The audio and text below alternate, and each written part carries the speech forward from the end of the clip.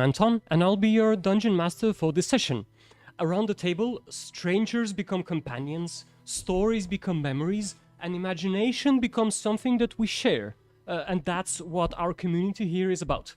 If it feels like your kind of adventure, help us grow by liking, sharing, and subscribing. And if you live in Tallinn, Estonia, why not join us at the table? There's always a space for new players, and you can find us online at ttrpg.ee. We can fit you right in here. Yeah. Absolutely. We'll make you half if needed.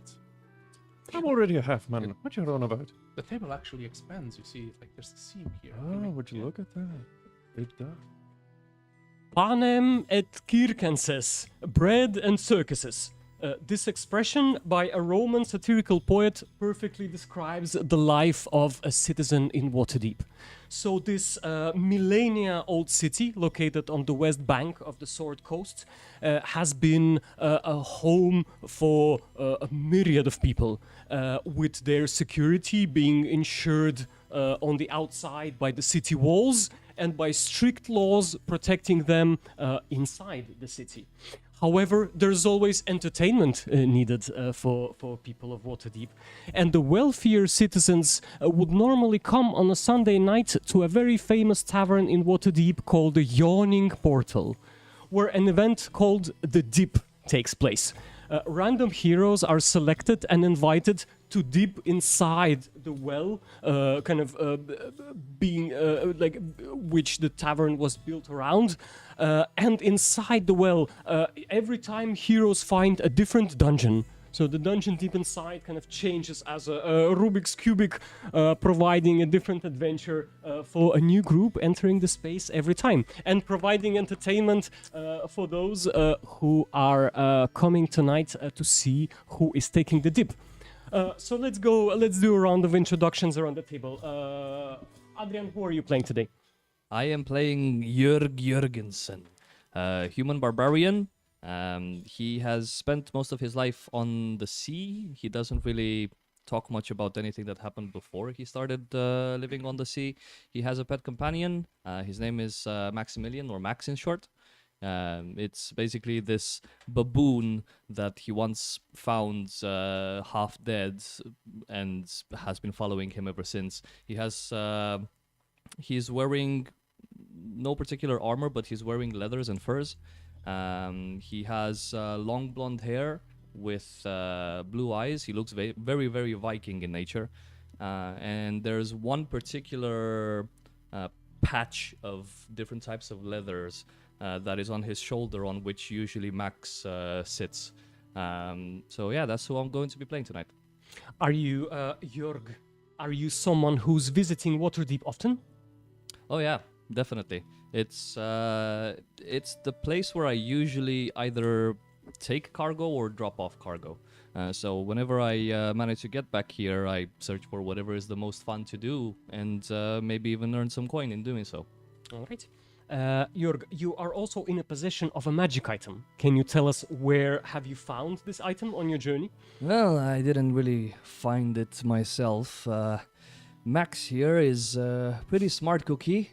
But, you know, as with any child, you can teach them only so much. So he has the behavioral incapacity of holding himself back whenever something is shiny. This thing he was holding on his arms a couple months ago. Never found the owner. Decided to try it for myself. Pretty damn good.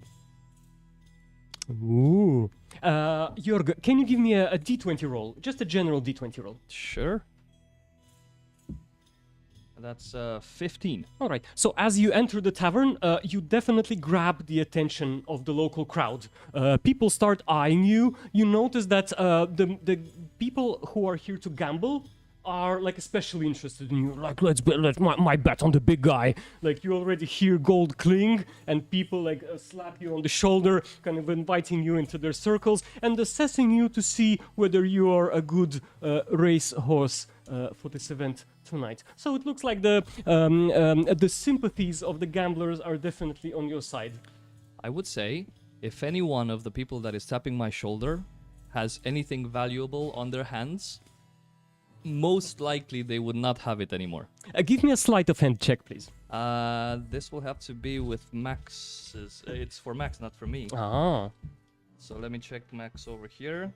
Really, the kleptomaniac is showing up. Dexterity 14, so that's gonna be a +2. 4. A 4, alright. So at some point, Jorg, as you are talking to the gamblers, you hear your monkey suddenly screaming in pain. You see one of the patrons kind of grabbing the monkey by its tiny arm as the monkey is holding a gold ring in its arms, and the patron is super angry. He's like, "What is this rat? Throw it out of the tavern!" I immediately go back. I am so sorry for him. He doesn't know better. He's small. He's gonna learn. Here, I give the man a gold. I pretty much I stare at the monkey in such a way to give it a command non-verbally to drop it, and make sure that the ring is no longer with him, and pull him back on my shoulder if the patron would be letting go of him. Hopefully, He will. He has Sorry, no this interest. will not happen again. I promise. I mean, probably it might happen, but I'm gonna pay attention to him. He has a lot to learn. You hear the gentleman seems not to be offended, but the other crowd around is a little bit disturbed by the event, kind of checking their pockets constantly now as they eye the monkey. Some of them say, jungle filth. Thanks, Jorg. Christian, who are you playing tonight? I'm playing as mercenary Arionis, who is a survivor from Mythanor. Basically, he's traveled long time trying to gather resources to basically make a new expedition back to Mythanor. He tries to claim some of his lost heritage there. As a magical item, he comes with a mithril chainmail. That's his lost legacy from those olden times. And right now, it's his first time in the Waterdeep. He's currently from Neverwinter. Welcome to Waterdeep, Arionas. Can you give me a d20 check as well? Just a Yes. general d20 check. Sure. Yes, it is 14. So it seems Arionas, that your appearance have attracted the local elves. You were an elf, right? Yes. Do I remember that correctly?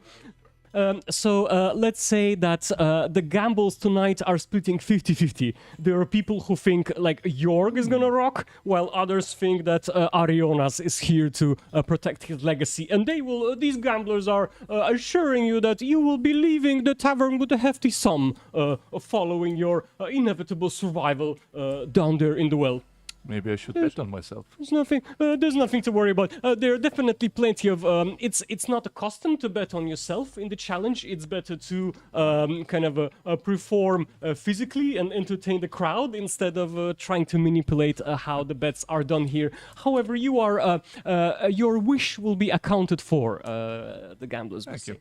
All right. Thanks, Arionas. René, who are you playing tonight? I will be playing a halfling bard named Luke Brightsmile. He has a nickname called the Bastard, mainly because he's an avid gambler and a daredevil. Likes to cheat a little, hence the nickname. But it could be also because he's bastard born, or born out of wedlock in this case. Why he's here? He's a Waterdeepian halfling, and he's seeking out his next thrill, next chance to gamble. And he sounds a wee bit like a little Irish leprechaun. So let's see how that goes. All in all, should be quite ecstatic.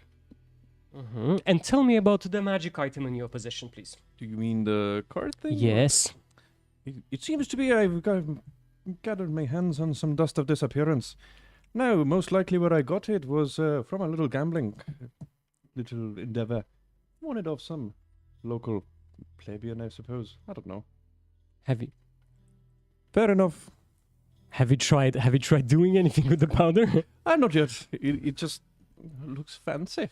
All right. Might pilfer it for a few gold. Might not. Who knows? Luke, can you give me a d20 roll, please? General d20 roll. Oh, I can. No worries. That is 15. All right. So you are a bard, right? Yes. What's your instrument of choice, or how do you express yourself? Are you a musician in a way? Mainly I'm a gambler, but I do have a few magical means of drumming. I got a drum. Ooh. So I think, Luke, when you will enter the scene, you will be immediately recognized by one of the patrons, but not as a gambler or a swindler, but as a musician. And a request will be made to entertain the crowd with your beautiful drumming as the heroes prepare for the journey ahead. Are you willing to play for the local patrons? Not today. Today I'm preparing to go take a dip in the well. Oh, are you going into the well as well? One of the folks will ask you. Well, yes I am. Yeah. not sure about the success of this endeavor. There we go. That's your loss, mate. All right. Thanks, Luke. And last but not least, Luis, who are you playing today? So, today I am playing Solaris the Dim, an Asimar warlock who is on his journeyman's pilgrimage through the plains. The last plane he was on before this one was Shadowfell. He found a mysterious talking blade that he, being extremely clever, decided to pick up. And not the best idea. He is currently in Waterdeep, and he doesn't really understand very well the mechanics of this plane, how things work, currency, and so on. Do you, Solaris, did it feel like local people tried tricking you into unfair deals? I have no idea whatsoever. They all seem so friendly. How much did you pay for your room last night? Pay? Yeah, I don't remember paying for anything. Solaris, can you give me a general D20 check, please? Of course.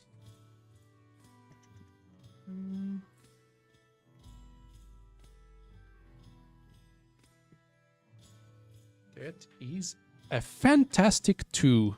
Ooh.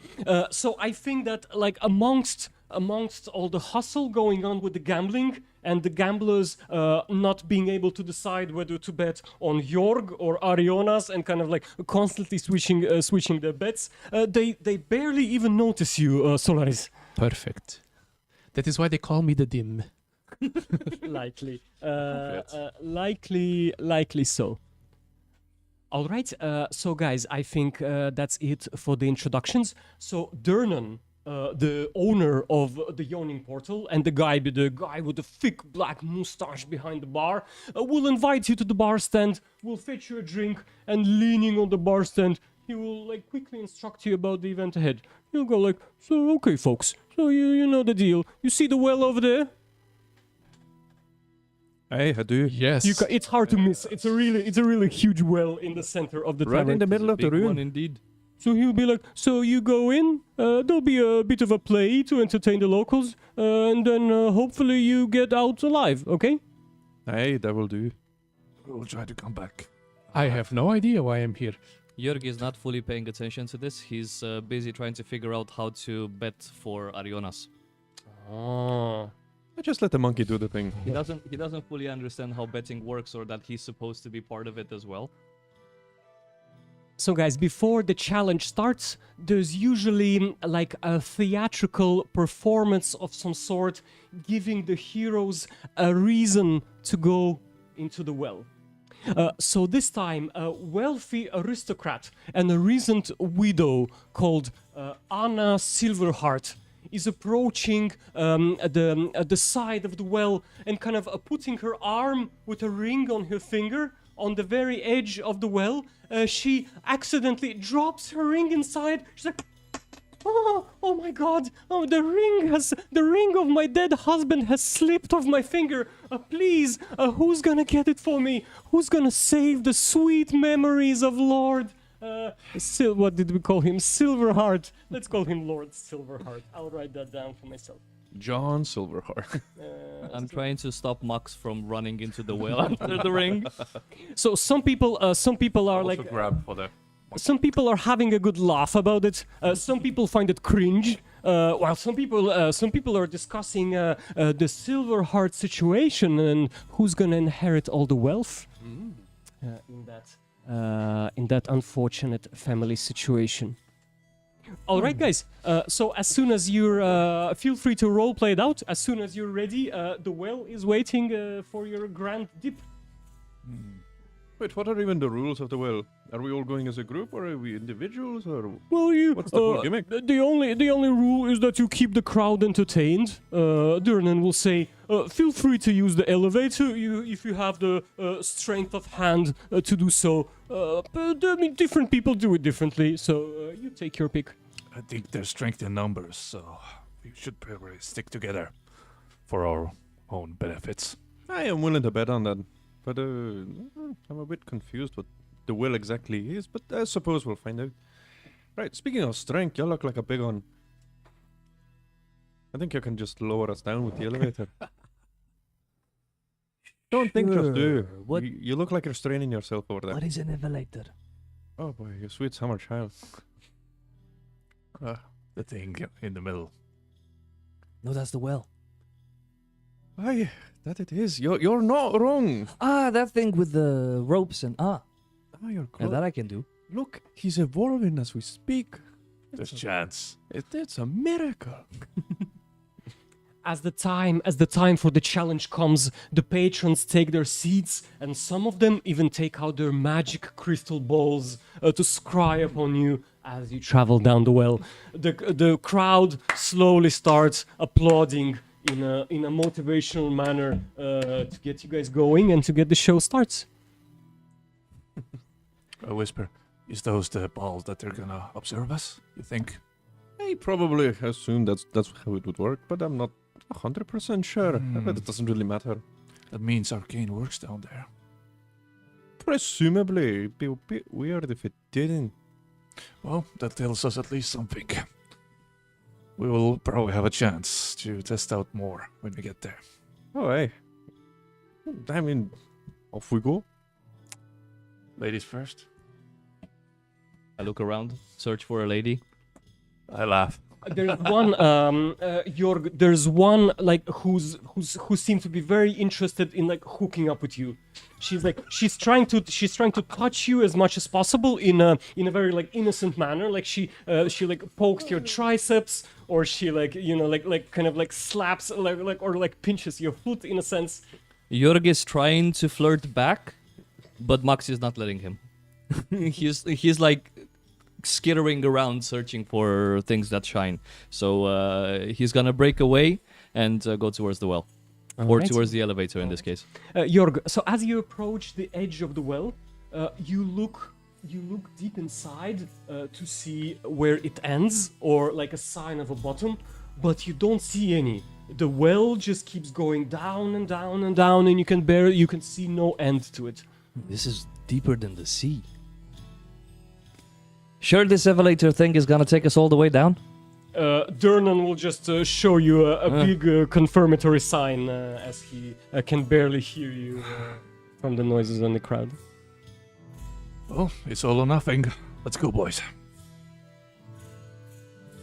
I suppose I hope on the Arionas, elevator. how will you approach the well? So as Jorg seemed to already be there, kind of looking down from the edge. How are you approaching the well? I'm gonna approach the well and try to climb to the lift as soon as possible to test the weight. All right. So give me a general intelligence check, please. Mm-hmm.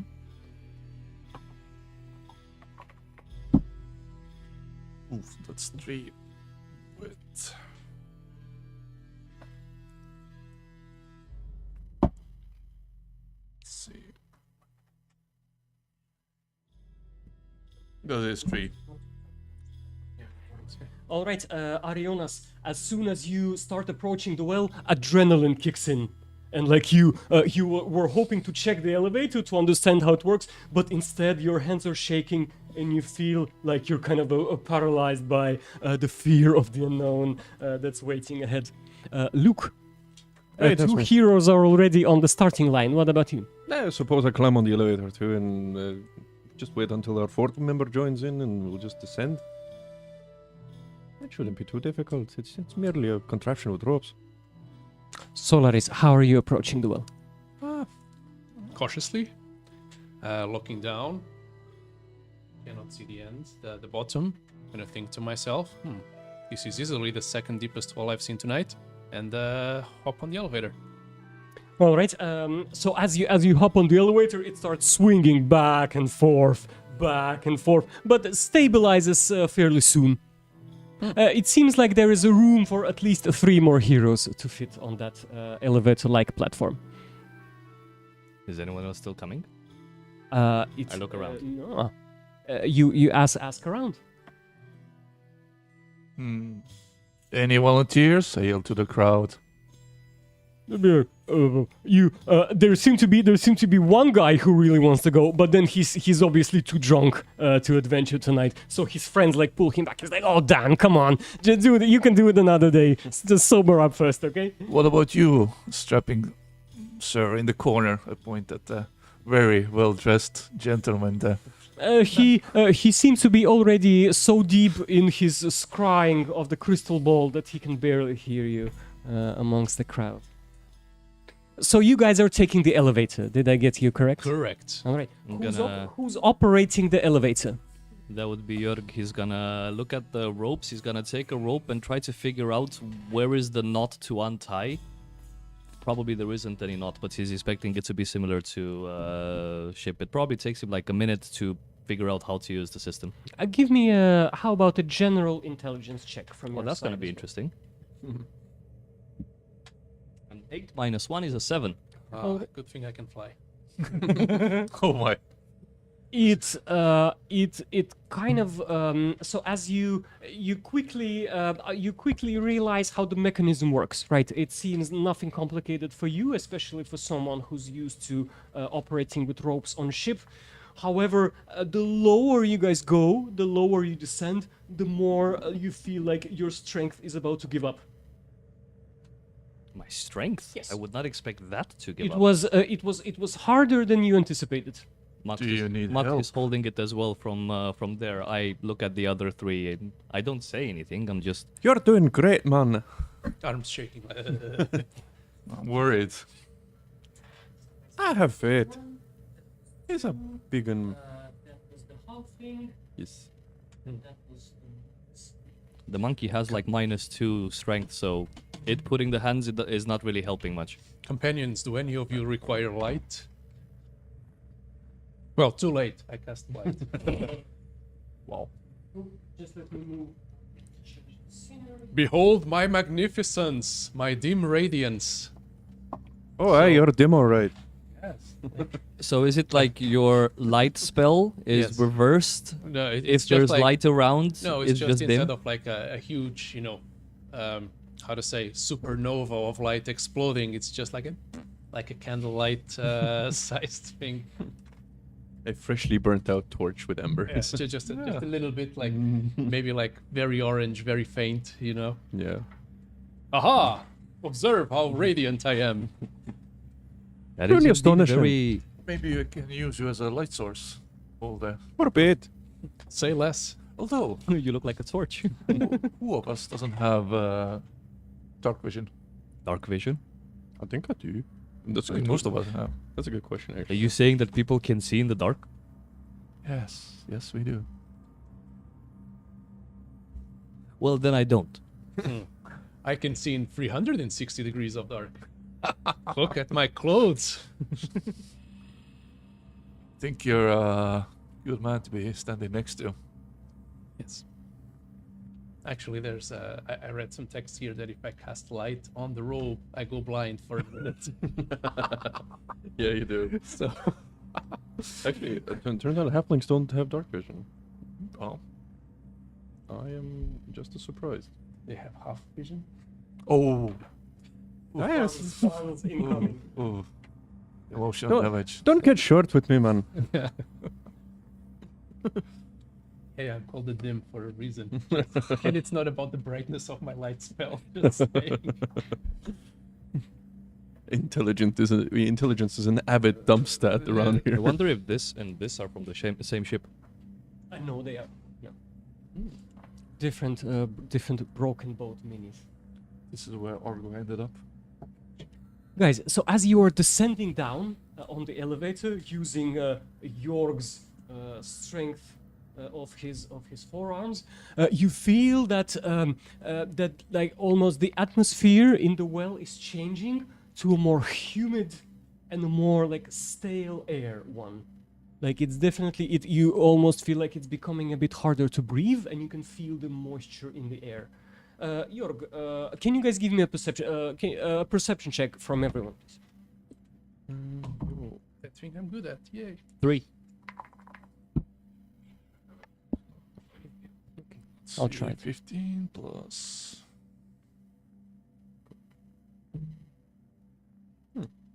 19. 5 in total.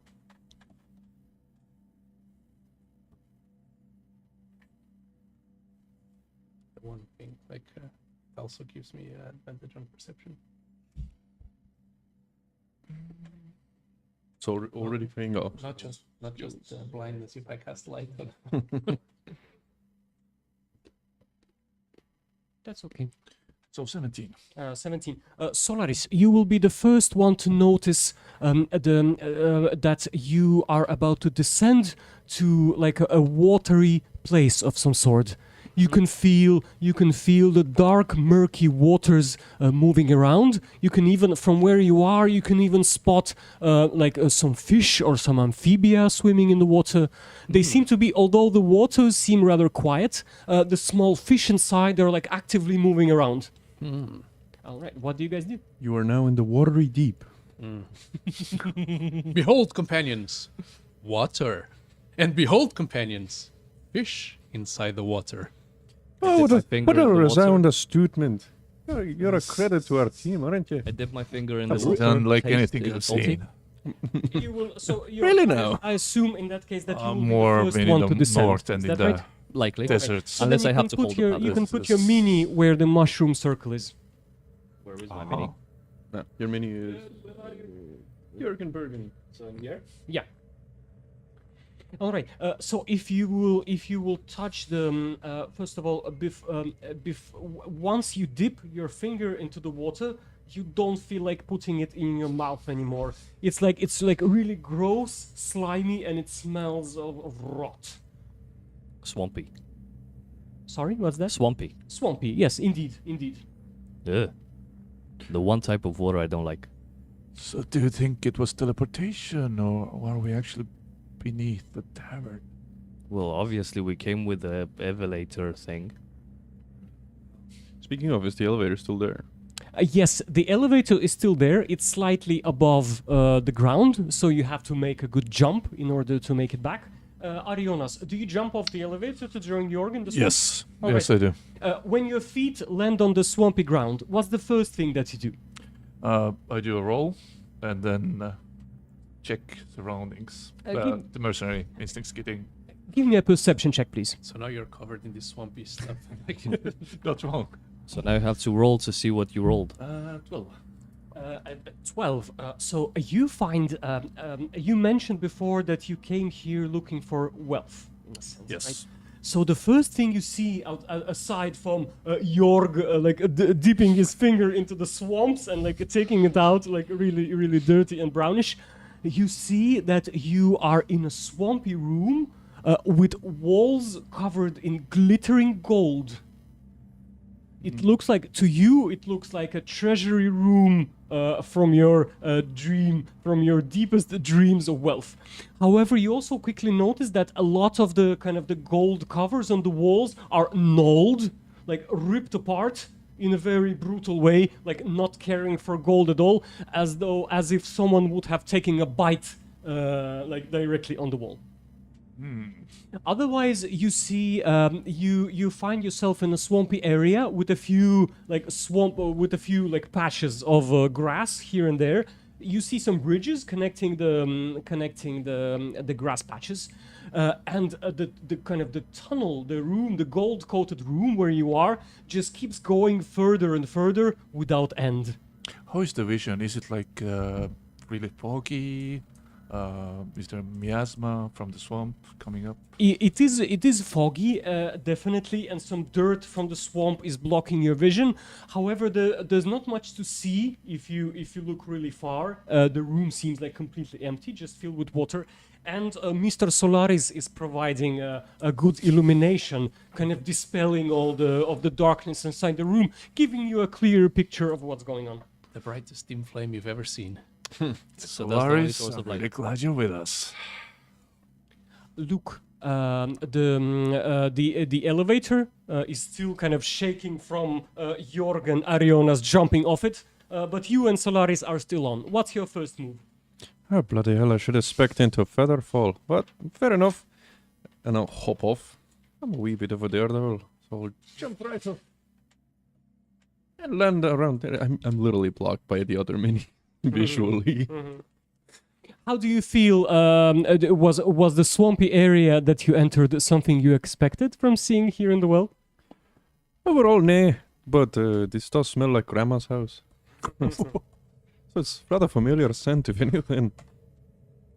So guys, your mission down here is to find the ring thrown down by the widow Silverheart. Solaris, you are the last one on the elevator, and you see that the folks below are already making their first investigations. Yes, of the I town. desire to not be the last one on the elevator anymore, and just join the rest of the group.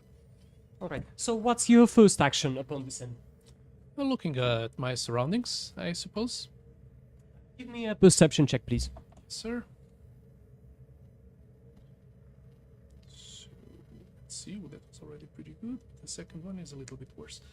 So it was a 19. It was a 19. All right. So you are you seem to be the brightest eyed of the group.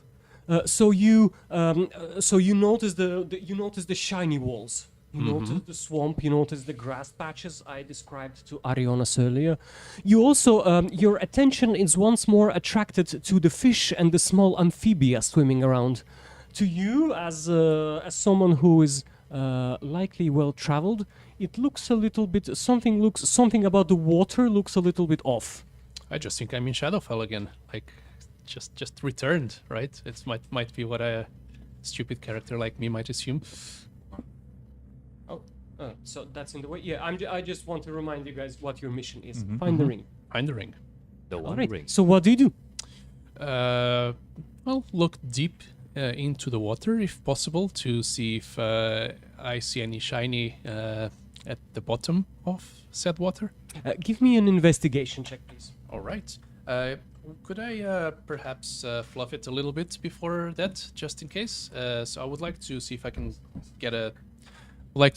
get a stone or some pebble or something, cast light on it, and drop it down the water so it would illuminate the bottom of the water basin.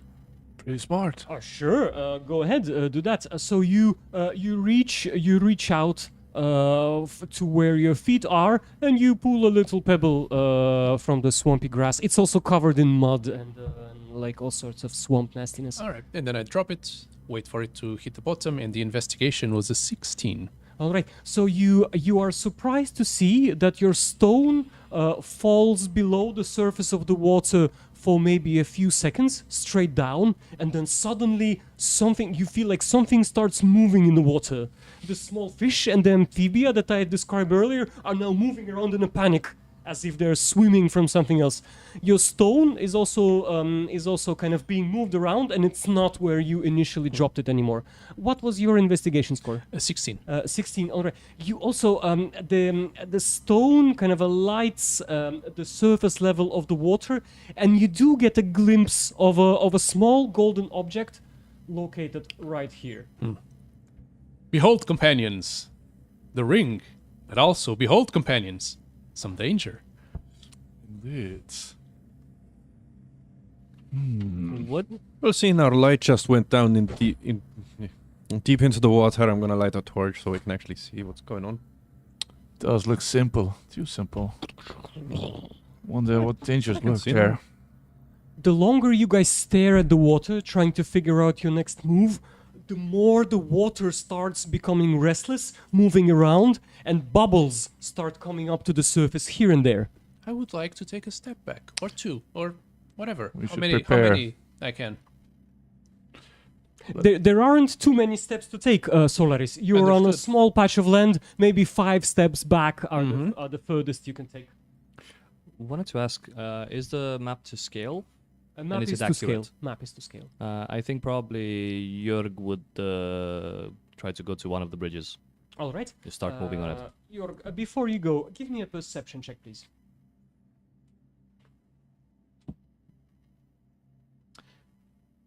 10. Once again, someone who has sailed on a ship before, you are always very aware before stepping on a surface, right? Because you might expect it to be a little bit slippery, a little bit shaky, a little bit out of control. So your instincts kind of immediately tell you that, the bridge is covered in swamp filth and it might be a little bit slippy. So if you want to pass it safely, I'll ask you for that would be. Let me think. What would that be? I guess that would be an acrobatics check. Okay. Would it be an acrobatics check or a dex save? Let's make it a dex save. Sounds better. Let's make it a dex save. Good, because I have advantage on those. 17 plus 3, so that's a dirty 20. You guys witness Jorg making the bravest move first. As Solaris is stepping back, Jorg is stepping forward on one of the bridges. Jorg, the bridge feels very shaky, although your confidence as a sailor kind of lets you cross it easily. So now you're on the other patch of the land. The further you go, Jorg, the more you notice an altar-like structure somewhere where the swamp patches end and the endless waters start. Is it shiny? It is shiny. It is Max covered. left my shoulder. All right, all right. Arionas, what do you do? Leona's thinking himself he's thankful he's currently wearing this light chainmail that he has. And suddenly he remembers that he got a payment from his last employer. It seems to be a ring of sorts. He thinks it might be really useful in this environment. And equips it. And decides to follow Jürgen. Likewise. But he also notices that this is probably not a place you want to stay for a long time. The water is not sustainable for camping. So probably it's like a swamp. If you get stuck in, you're gonna go down. Likely. And the waters themselves are of unknown depth to you as well. So you can't really get a feeling for how. But right now, I think he has the right idea to the second island. That's why Do you take the bridge or do you walk on the water? I'm gonna walk on the bridge. I was prepared to say like Jesus, but yeah, I'll keep it for another round. Oh, I met that guy on another plane of existence. Arionas, you also feel like following Jorg's lead, you also feel like the bridge can be rather slippery. So give me a dex save, please, to see if you pass safely. Can I quickly say that I'm waiting at the edge just in case someone slips to catch them? You can.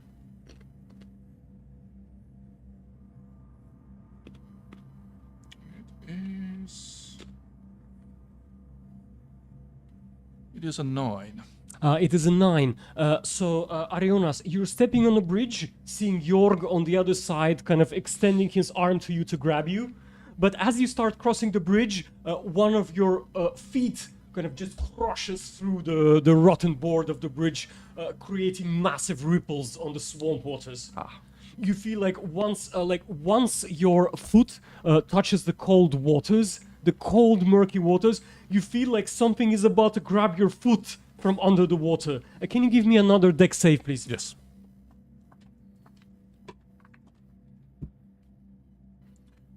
It is 9 again. It's a 5? 9. A 9. All right. So suddenly you feel.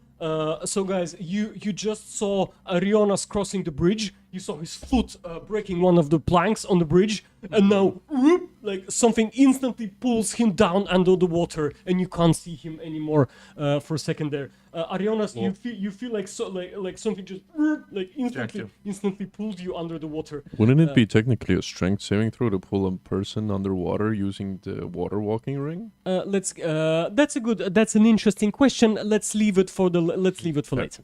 Fair enough. How far did he get from the bridge? Is he within my reach to try to grab him? No. He took like a step or two, and suddenly okay. this happened. Oh, bloody hell, we're down on one already. Okay. I guess Solaris will wait to see what the other guys do. Bravely.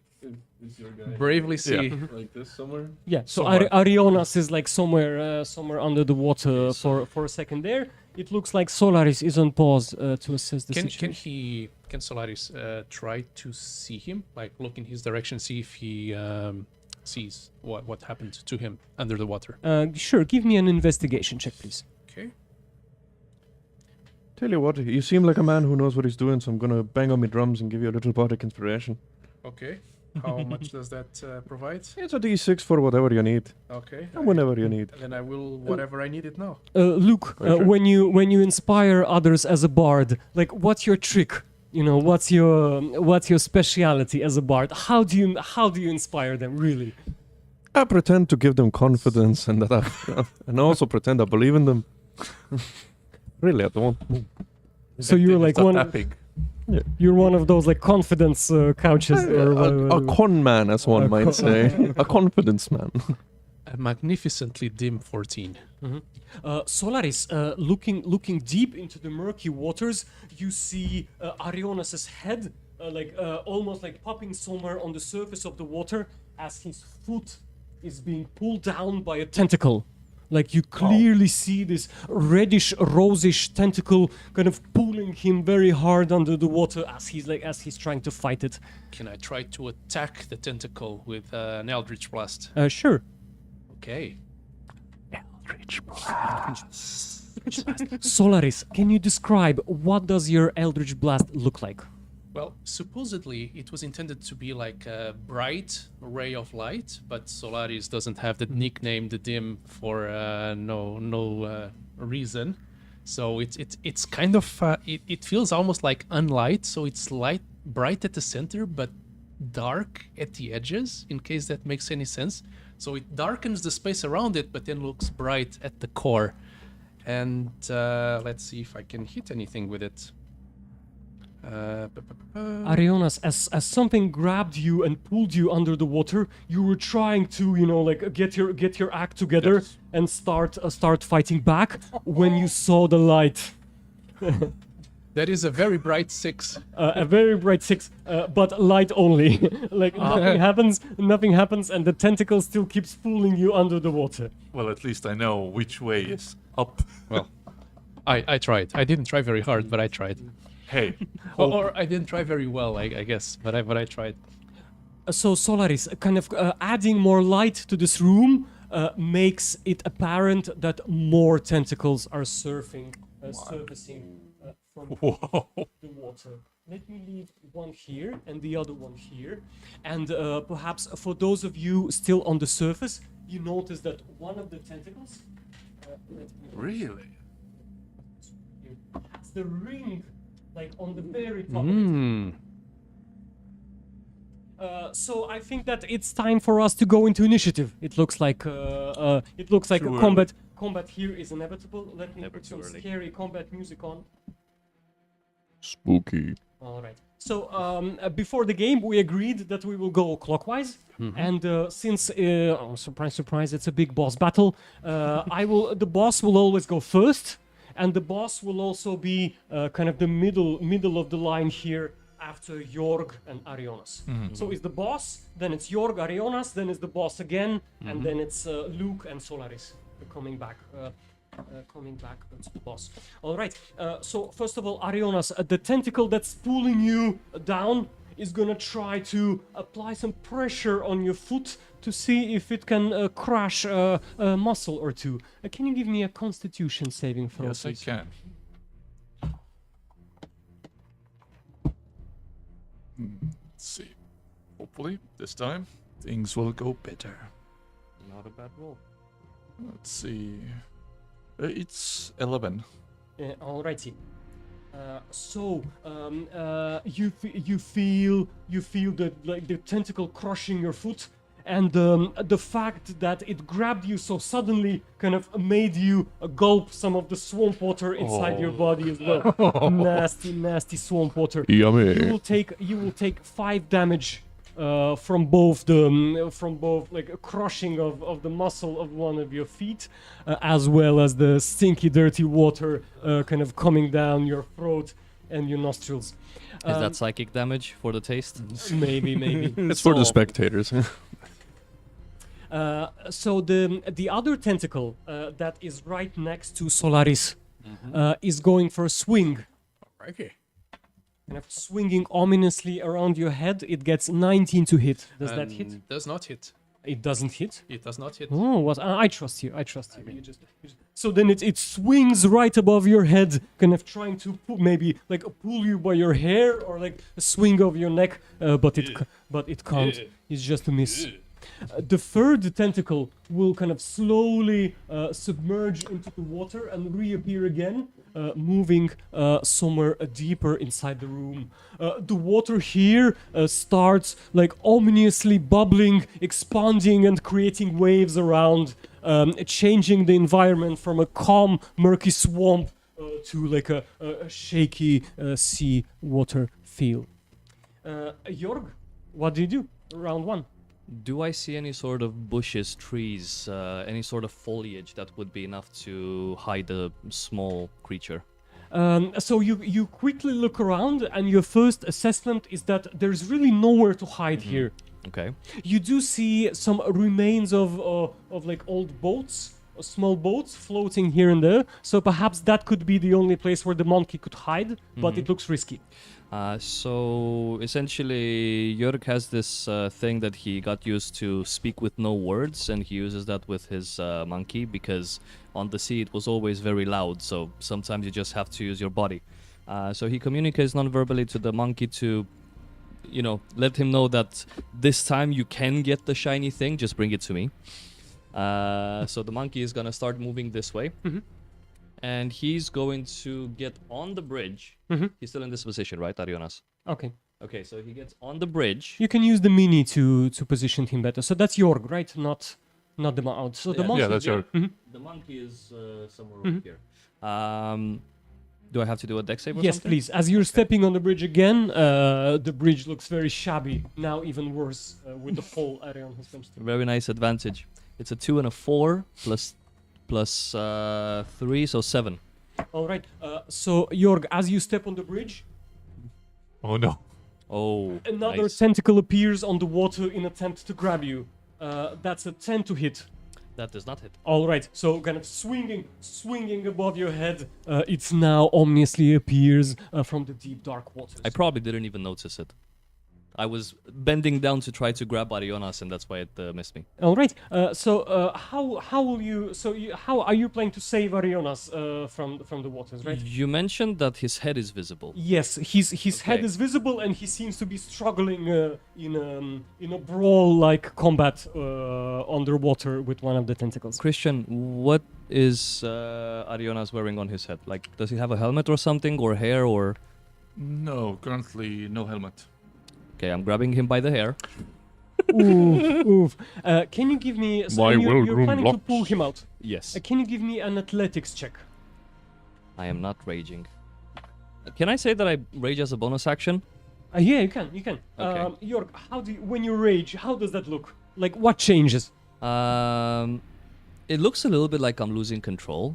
Like, he's not that much of a composed individual, but when something goes down, he's even less composed than usual. He looks very much like he has ADHD. Pretty much. He's all over the place. He's moving randomly. He's really hard to predict, basically. Does Jorg and the monkey become indistinguishable from one another? No, one is bigger. Besides that, but the behavior is similar. All right. I So know. pull him out. So that's gonna be a 15 plus... What was that? Athletics? Athletics, yes. Athletics... yeah, that's a 20. Arionas, as you're struggling underwater with the tentacle that keeps pulling you down and down. Suddenly you feel a sharp pain in your head area as your hair is now like being pulled up, releasing you from the strangle of the tentacle.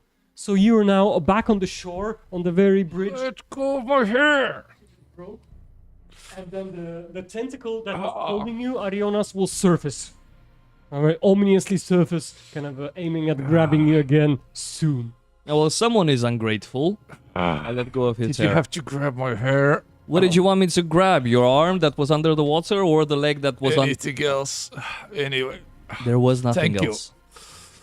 I shake myself off from the cough the water. Oh god, it's so nasty. That's gonna be my turn. All right, Arionas, what you're now back in action, back on the surface. What do you do? You see 3 ominous tentacles in front of you, kind of some attacking your party, some seems to clearly be focused on you, while the ominous waves at the far end of the corridor just keeps getting stronger and stronger, overfloating the room.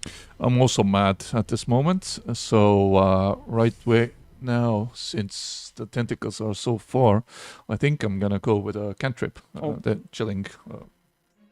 Was it chilling, right? Just chilling. Yeah. Chill touch. Just vibing. Frostbite. Sorry. All right. Frostbite. Is that a touch spell? It is actually a ranged spell, Oh. and it does 1d6 damage for the Constitution save. It says you cause numbering frost form on the creature. It rolled a nat 20. Then it just I- got frostbite on it. Like you see, when Arionas, when you cast a spell, what does it look like? Can you describe it to You us? see a small frost of hail. You see small frost of hail going from the left hand towards the tentacle, but not really causing much damage. Yeah, just Just a white patch. All right, Coolio, Arionas, anything else? I would try to move actually towards the island this time. Please, since you're starting moving on the bridge, can you give me a dex dex save? Yes, yes, I can. Apologies. No problem. That is Very consistent. consistent, yes. I think my dimness is spreading. That's our secret. We were always dim from the start. You merely adopted the dimness. We were born with it. That would be 11. So I mean, 11 is enough to move through the bridge and get you where you want. Are Yeah. you moving closer to the other heroes, or are you kind of stepping further towards? That would mean also, actually, it would make sense for the others. Hold on, I'm coming back to you. Alrighty. Anything else, Arionas? That is all my actions. As the ominous waves keep shaking the ground and overfloating the swamp with water, you see a giant creature surface from the depths beneath. As it appears from under the water, it looks like you've awoken it from a very, very long slumber. It gives you a hungry screech, like a sorry, my. And the first thing it does, it opens a giant mouth, and it uses the tentacle that has the ring on it to pull the ring closer. It opens the giant mouth and swallows the ring. Like you see the saliva like going down his throat as he does. So the ring now seems to be inside the big monster. Remind me, we needed that, yes? Yep. Oh, okay. Is it obviously noticeable whether the tentacles are his, its, theirs, hers? Can you give me a nature check? I guess would be good for that. Mm-hmm. Nature. I have never seen any kind of animal or beast in my life. So yeah, for It's you, a natural one. you are I don't know sti- what is a tentacle. Oh, it's a nat one. yeah, alright. I don't know what is a tentacle. So you come to a conclusion that the tentacles are probably belong to one creature, while this big guy is just here out of nowhere. There's no way they are connected. Can I just say that I have never seen a tentacle, and I assume that each one of them is a different creature? You can say that too. You can say that too. You are attacked from all across. No, there's too many of them. We're surrounded. Luke, your turn. Right. I'm gonna keep it simple. I'm gonna cast a spell called whatchamacallit. Ooh, what you call it? I remember that. Yes, the Cloud of Daggers. And I will cast it on this tentacle right here. All right. Essentially, a 5-foot cube centered on a point within range. Each creature in the area takes 44 slashing damage. Do I get a save of No, some you sort? don't. You get damage. slash me up. Can I get another D4? Yeah. Yeah, thank you. Are you making onigiri? Oh, no, that's awful. 6 damage. Six damage. So as the cloud of daggers appears around one of the tentacles, it starts slashing it up here and there, kind of making the tentacle bleed. It's nasty purple, hot blood spreading it all around. Jorg, you probably the ones staying closer to the shore get first drips of purple blood on their clothes, on their faces. And whatever objects. Yeah, indeed. It might. Good thing I'm wearing a robe. It But, might, it might feel I will best. also, bonus action, give... which one of you would like Bardic Inspiration? Yes. Sure, done. Barbarian gets Bardic Inspiration. Bonk, bonk, bonk. Play the drums. And I'm gonna use my movement to take a wee bit of cover in the mushroom. Would you like to Would you really like to hide, or would you just? Are you just taking like the back row? Actually, no, false. I'm gonna change a little bit. I'm gonna be 10 to 5 feet of everyone else, and I will tell like everyone gather around. I'm gonna do some dusting. Somewhat. Some dusting. And I hold up this Oh, Im- Dustin. immediately convenient dust of disappearance. Mr. Dustin is very. Oh, so it's like an impressed with area this. thing. It's Ooh. up to 10 feet. Mhm. Wait, yeah, 10 feet. So everyone gets to snort some. Good times. All right. Luke, anything else? No, that ends my turn. Solaris. Solaris. Now that he is invisible, he's going to become visible again very fast. No, not yet. You're not not yet. Okay, well, whatever.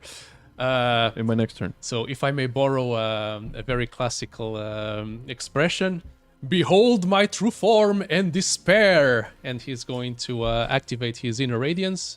Some wings are going to sprout from his back. And he is going to project bright light within 10 feet, dim light within an additional 10 feet. So he's going to use his movement to float in the air as much as he can, trying to get outside of the reach of the tentacles. I apologize for touching the mic. And after that, he is going to use his bonus action to point to this fella and say, he's going to curse him. Jesus Christ, you're really ugly. I bet not even your mom could love you. Really giving vicious mockery a run for its money, aren't you? And so he's hexed, has disadvantage on... what would you like him to have disadvantage on, Oh, good question. Mr. Bard?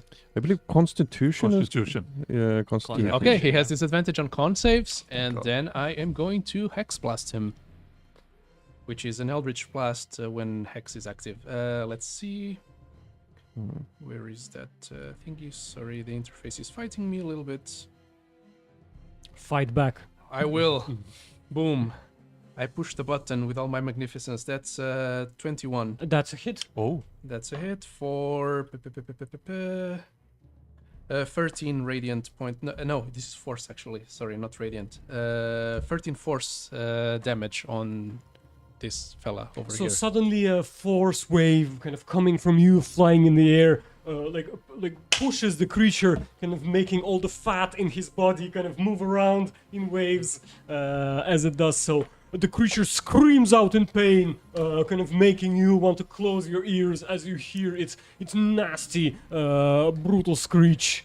flying across the room. He sounds almost as beautiful as Mr. Bastard over there. Question: do we notice this also affecting the tentacles? No, I would say not. You don't see any No effect convulsion on on- the tentacles. The tentacles are there. Mm. Jorg, since there is now more light in the room, you do feel like it's actually one monster. you see how the tentacles are Oh. spurting from this one giant body. Hold on, those are like fingers, but tails. Hey, you're getting there. Give it time. It's my turn. Just to Can confirm. I actually have one of those circly tokens? Sure, you can use this one here. Yes. So flying 30 feet above the air and just producing some light, I guess. Alrighty. So now it's the big guy's turn. Right. Hooray. Solaris, in pain from your fourth strike, the creature is gonna actively start moving around by submerging its whole weight down into the water and coming back up, creating massive waves around the room. Can you guys give me a dexterity saving throw, please? I'd rather not. Any benefit from being 30 feet in the air? You don't. You no need to roll for Solaris. Nice. Okay. 16. No. 19. 19. I like the advantage.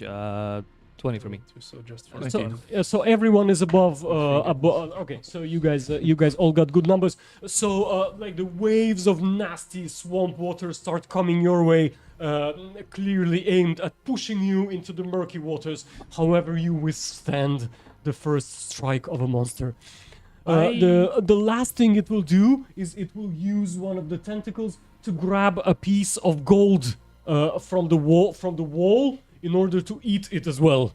It once again opens its mouth, and you remember I described the gold coating all across the Yes, room. you did. So it will like take another chip of the coating and swallow it with its giant mouth. Also, why the ring? Also, because it was golden. Ah. Alrighty, round 2, Jorg. Little clarification. please. Does this tentacle end its turn? Yes, it does. It will take 4d4 damage. Please enjoy rolling the damage. That is 5, 6, and one more. 7 damage. All right. So as your cloud of daggers, Luke, keeps spinning around, leaving like small cuts and scars on the tentacle's body. You know, like after a few moments pass, the tentacle is bleeding so hard that it disappears into the murky water.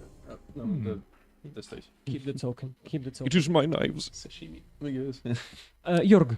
I just wanted to ask really fast. Since I was on the bridge that was unstable, I assumed that I wouldn't have had advantage for that roll, correct? For the Yes, dexterity roll. yes, that would have been correct. Right. So that means that it's actually an 8. So I probably failed it. All right. So in that case, indeed, as the others seems to be in a more tactically beneficial position, you fall in the water and the tentacle tries grabbing you. It's a 9 to hit. No. All right. So you are now just like swimming in the water without being grabbed by the tentacle. What do you do? But get back on the bridge Okay. as soon as possible. Am I within melee with that one? You are, yes. Okay. It's chasing after you with the tip of the tentacle, trying to once again wrap around your foot. So I reach behind my back. I take 2 hand axes, and I'm gonna start hacking away at it.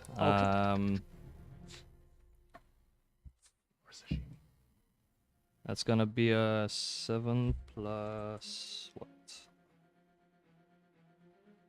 If you fail, you have 12 to inspiration. hit. That's a hit. That's a hit, and I'm gonna roll damage first.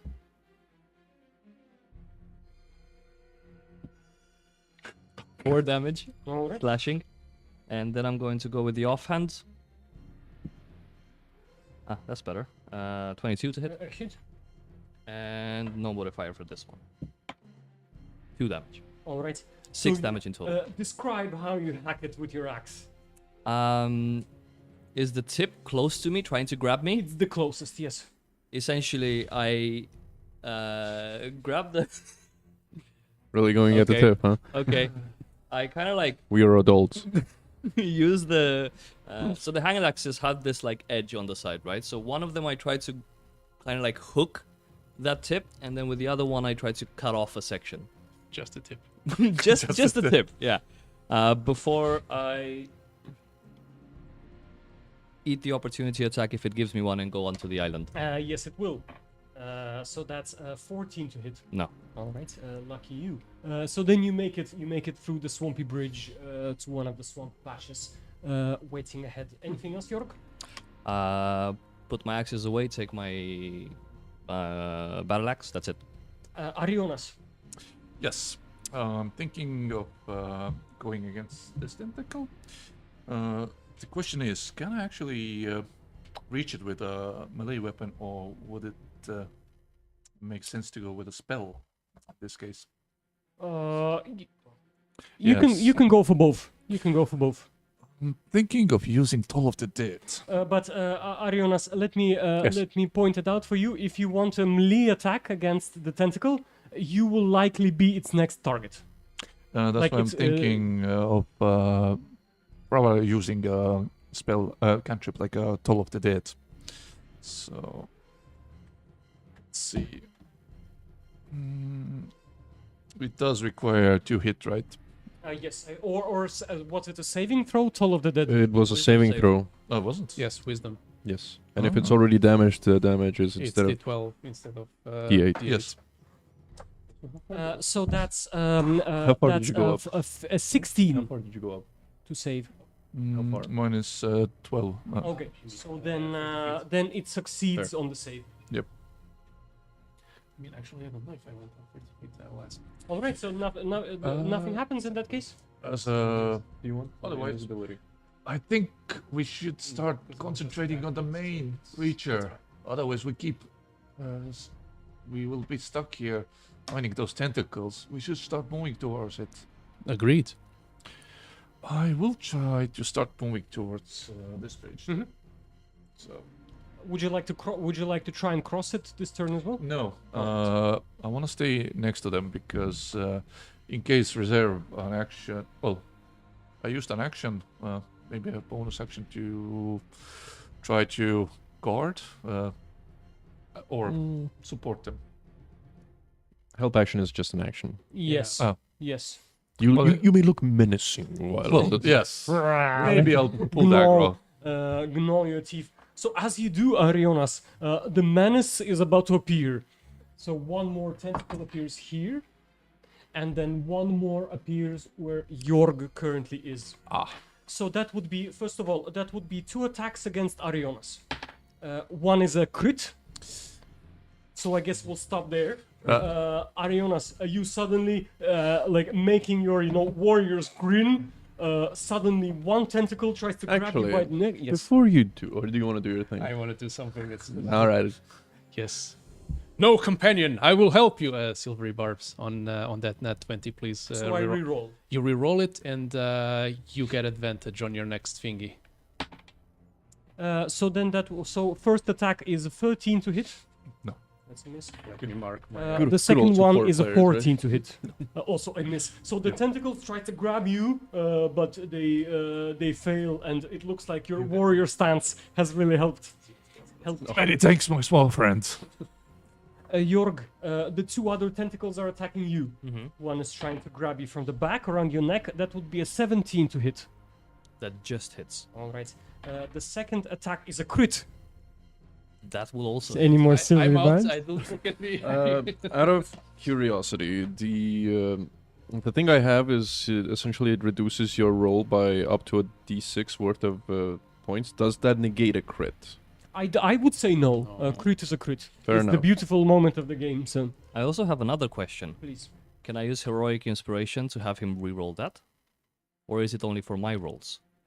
Do you guys know that? Do you guys have I anything think to the do? heroic inspiration is for your rolls. I would also, Only your I would rolls. also say so. All right. So in this case, I'm sorry, I could only help one of you. I'm No, I'm thankful because okay. I'm probably would I'm fine. I can take it. I'm Jorg, raging. Jorg, so in this case, as one of the tentacles wraps around your feet, the other one grabs you by the neck, and they're now trying to pull you apart.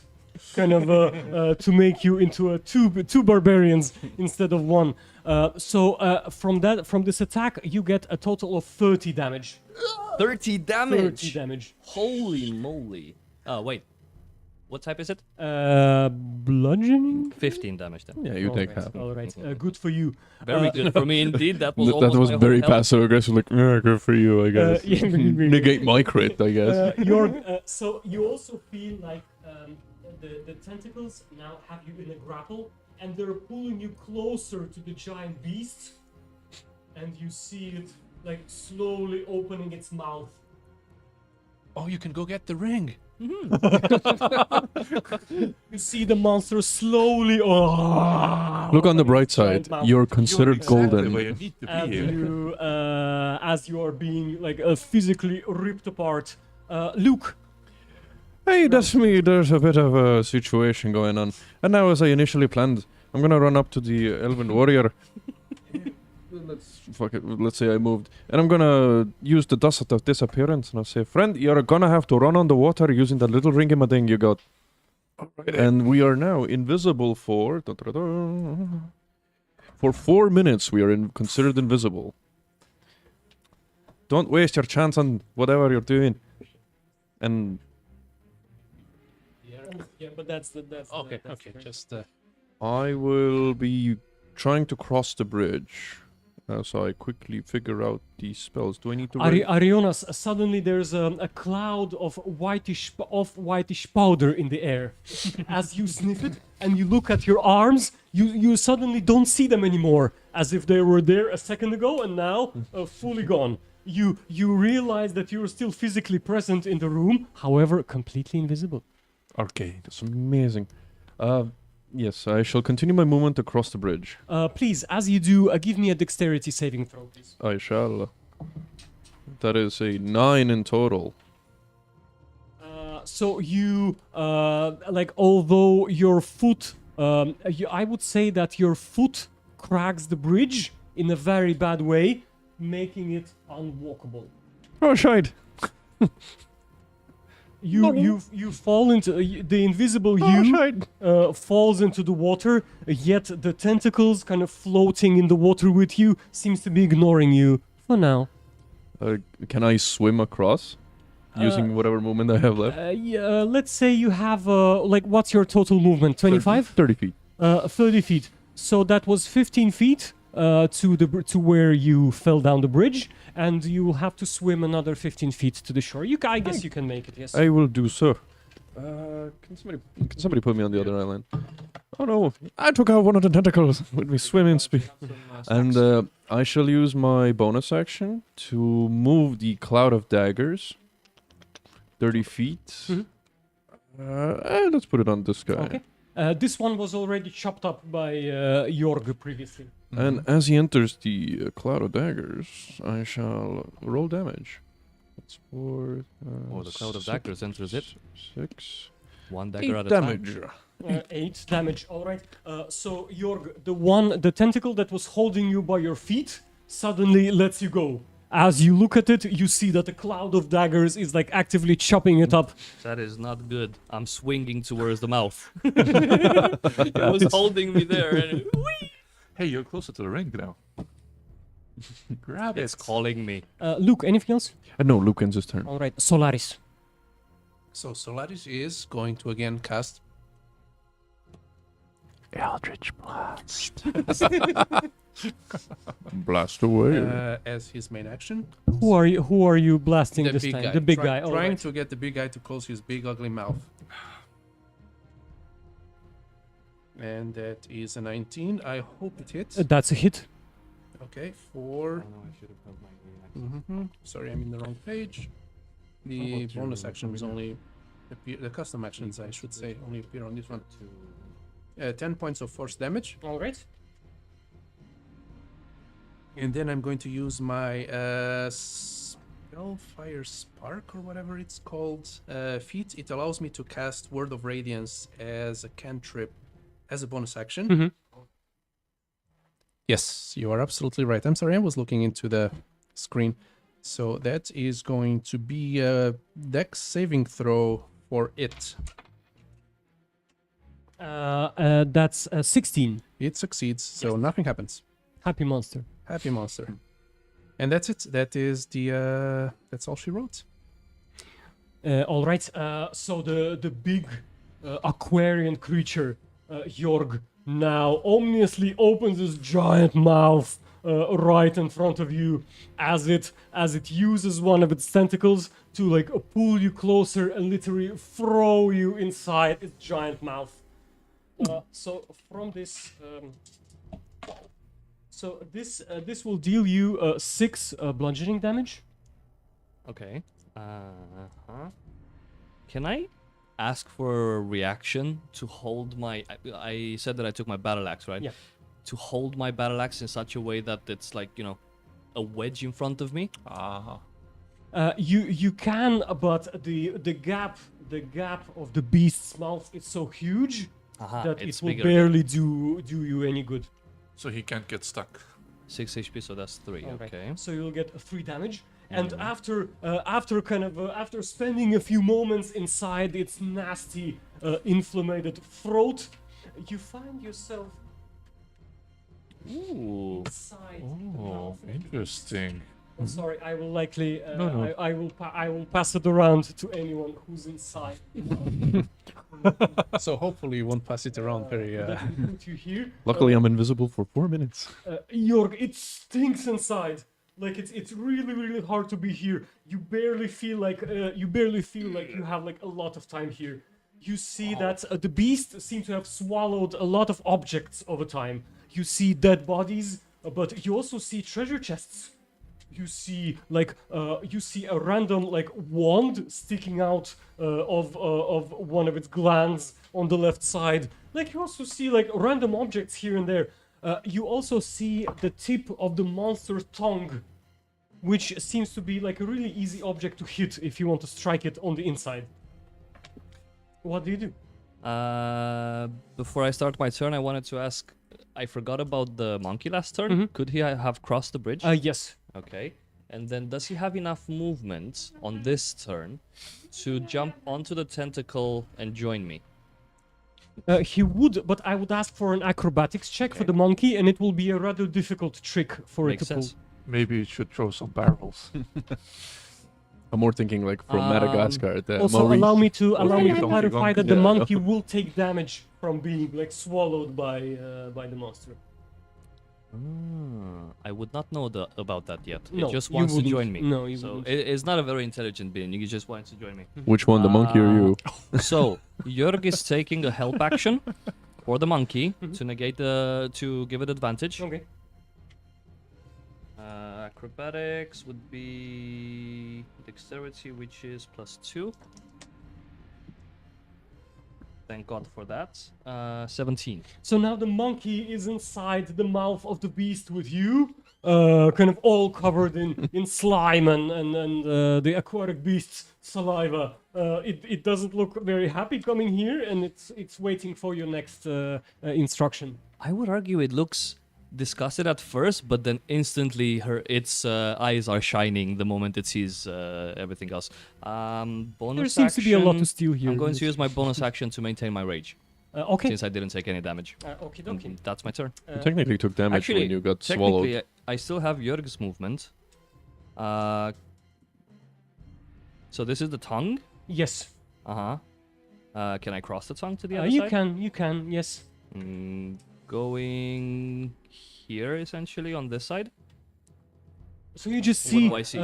you see a mix of like dead bodies, some already decomposed to the bone by the acid inside of the beast's throat, some crushed by its teeth, and then you, as I mentioned, you see like you see random treasure. You see a chest, and you see a little pile of gold, and you also see, let's say, a large size wand like sticking out of its mucus. If I have enough anything to do, then I would like to try to get that wand. All right, you pull out a wand. It's a shiny golden wand with a bright red tip. It's not a dim red. No, it's not a dim red. Then tip. it's mine. Not a dim red. It looks aggressively red. Leave, A lot leave, of the people dim, have bright tips today. leave the dimness to the professionals, okay? I was just thinking, That's my if it is a pile of wands inside. Deus Ex Machina. Arionas. Yes, I see it all happening, and we lost the sailor and the monkey. What that they would survive a bit longer. Damn it. Out of character question. Can I somehow help him now that he's actually on the beach of this island? I wish you could, but you can't see him. You Can maybe. Yeah. you can echolocate him with the swearing. Or Arionas, how about you give me an investigation check to see if you can follow Luke in his steps? You can hear like, Bloody hell, fucking Christ, I'm not God, you know, I'm mocking shit. What the hell? What did I sign up for? Why am I in my grandma's basement? can see can you? Devil's Sight Oh, look at that. and my Investigation, yes? Yes, please. and also this. I can see the 17. 17. So you do manage to follow your little halfling friend as he fell off the bridge, and you can see the ripples on the water kind of appearing out of nowhere, reaching one of its shores. So I guess you do know Luke's location. Okay. So next step is to go across the water towards the second island. Without alerting. You can make it. You can, as you are an invisible creature, you can make it there. Plus, the tentacle seems to be focusing on the Asimar flying around the ceiling. I would like to use my action to help him get up, since he was sticking. Well, locate him, try to help him out of the water. Luke. Yep. So you see, suddenly an invisible force pulls you out of the water, getting you on your feet. Bloody hell. Is that you, God? Yeah, it's me. Oh, We lost the sailor and the monkey, but hopefully. why is God oddly specific? Let's go for the main creature. Aye, fair. First one to the creature. Rest the drinks. You do realize I cannot see you, That's better. so I won. Right. So that was my action. Suppose. No, that's all my action done. No bonus moves action. Solaris, the beast, the giant aquatic beast, is now looking for more food. Since the only source of food is flying up in the air, it's gonna move the two tentacles closer to you, first of all. And secondly, the two tentacles that are already here are gonna try and like slap attack you. They probably won't be able to grab you. Quick question: did this tentacle go through the daggers? No, it didn't. It cunningly avoided the cloud of daggers. Sorry. Darn it. All right. 21. 2 attacks against you. Yes, 21 to hit. One's a lot of AC. One is a natural one. You can get an attack against it. You can get an attack Okay. of opportunity against it if you wish. Mhm. The other one is a 9 to hit. I do not have any weapons equipped. Can I But use feel a free to cantrip? use a spell. Yeah. Okay. Since it tried to graze me, I'm going to use Shocking Grasp this time instead Please. of Eldritch Blast. Grab it by the tip, as we say. That is only a 10. Okay. I mean 10. 10. When you, how does your shocking grasp look, Solaris? Imagine an Eldritch Blast, but it's a short-range Eldritch Blast. It's just like... All right. So suddenly the tentacle goes all and freezes in place. In my brain. Wow. Okay, I rolled pretty much max damage. So 18 points of lightning damage on that tentacle. That as the tentacle kind of convulses in shock waves, it falls down like a piece of timber, like on water. Yeah, and like, Oh, no, sorry. Whoa. The Asimar got taken out. Look, I cooked it for you. Now I nice can session. Yes. I'll chop it up. Does don't it worry. fall on the dagger so it's ready-made sashimi afterwards? Yes, Like, yes. Chopping the tentacle in half. All right, look. Yes. Wait, no. Yeah. Yes, I so got it was Ariana, Oh, then we it was helped the you up to tentacles, and now it's you. Yes. Indeed. Luke shall move forward. Mm-hmm. So as you start climbing up the stairs of what appears as a giant altar, I don't know if you have seen many altars in your travel before. It seems to have been made out of gold, but once again, almost all the gold foil that was covering it is now like torn off. Fair enough. You do see. Give me a religion check, please. Oh, shall. Interesting choice of roll. Not entirely religious, but I shall give you the religion of a 5. Oh, a 5. So you, to you, it just looks like a set of stairs. Whoa, stone. Anyway, I So shall. you just as you keep descending, as you keep ascending the stairs, you will soon reach the central point, which is like a 10 by 10 feet circle. Yes, that's the plan for the next turn. But right now, I shall use my bonus action Okay. to move the daggers. Yet another 30 feet. A crown of daggers. Oh. Now chopping it up.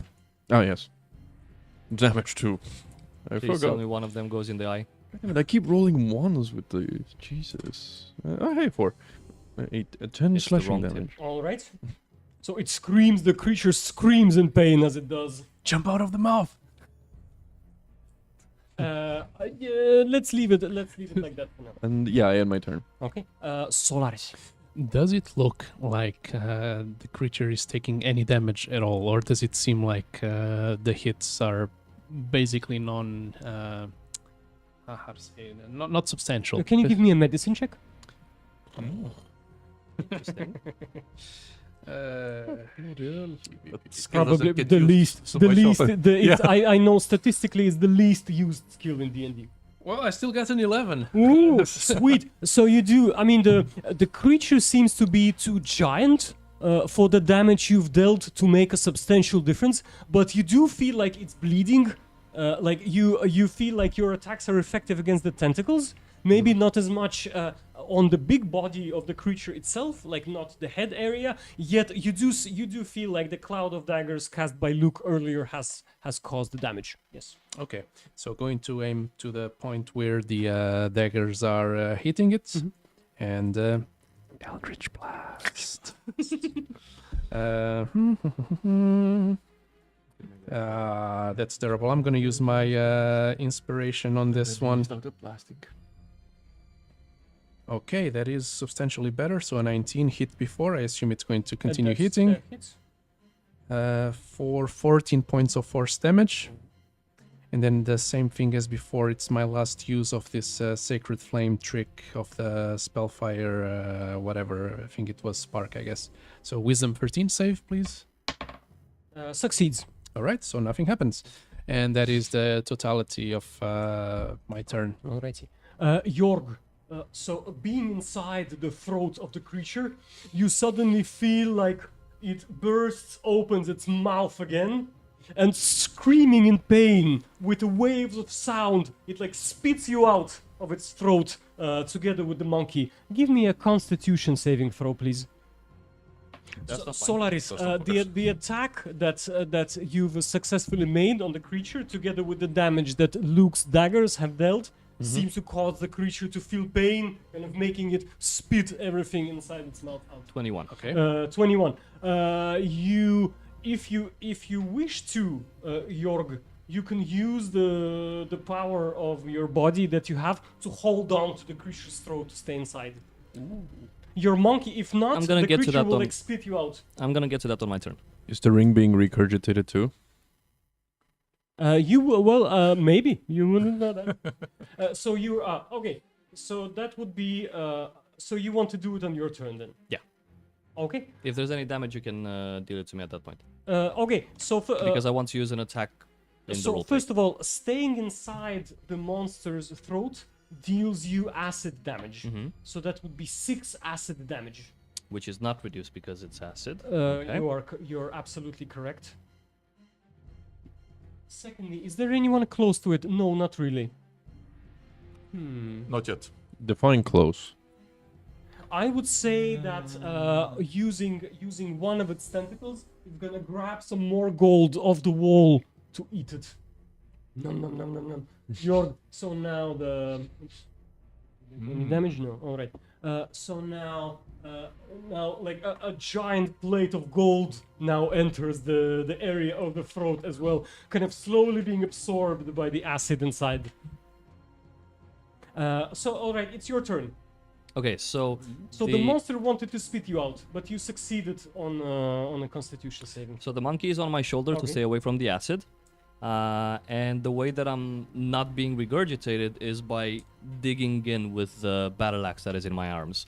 So I attack and hold myself in at the same time. I kind of Alright. like drive it down into the tongue or the throat or something. That's an insta hit. Roll damage. Oh, okay. So you can't miss this one. So You'd be surprised. That's, let me see what that is. 12 points of damage, and technically it would be topple versus a constitution. well, but I- there's nothing to there's nothing Yeah. to topple here. So just to keep his so tongue 12 points under- of slashing damage. All right, 12 points of slashing damage. Guys, you see the massive creature screaming in pain. Jorg, once again, it's about to spit you out. Give me another Constitution saving throw, please. While I'm holding with the axe. While you're holding with the axe. Okay. Technically, you toppled his taste. That's an 8 unless I have advantage. You don't. Well, you can. Let's Because say of that holding. if you have chopped your axe in, you do Who get got an the advantage. last bardic inspiration? Me. That would be a 16. 16 is enough to kind of hold. I still have one more. I'm gonna with give all it a- your might, you hold on to the axe that's embedded into the. I'm rolling one for max as well. Mhm. That's 12 to hold on to me. That's Okay. that's a success. Um, You're inside the beast. You've stricken its tongue, and you've clearly realized that once you strike the tongue, the beast kind of tries to spit everything inside out. as a bonus action, can I say that I'm trying to grab a bottle of something black that I don't know what it is, but then it's slippery and it falls and breaks on my axe? You can, yeah, sure. Okay, so this is a ever-smoking bottle. And as it breaks, it starts bellowing smoke out. I'm hoping to give it cancer. So you give him lung cancer. No, it's not. I mean, it kind of is. Yeah. Luke I and take my- Arionas, as you're approaching the beast, you see that not only does it scream in pain, but now like thick black fog and smoke starts coming out of its mouth. Bloody hell, pouring out what's from going on inside there? Is he Holy making smoke. like Technically, the item says Holy that it's bellowing for as long as it's open, given the fact that it is permanently open right now. And I'm going to use my movement to take my axe out, jump out before the gateway closes. Okay, sure, as you wish. So you are now back. Let's say somewhere here on the main altar. Just a side note, when you ended your turn before, I forgot to mention the daggers do damage. It's Please, 10 slashing. 10 slashing damage. All right, Arionas. My intention is to go near the tentacle, but I'm wondering, since we saw all the action, the walls, the tentacles grabbing the pieces there I mean, and consuming it, also seeing the tentacle also throwing the ring, would it be enough to assume that the creature consumes gold for some kind of healing ability? Likely, yes.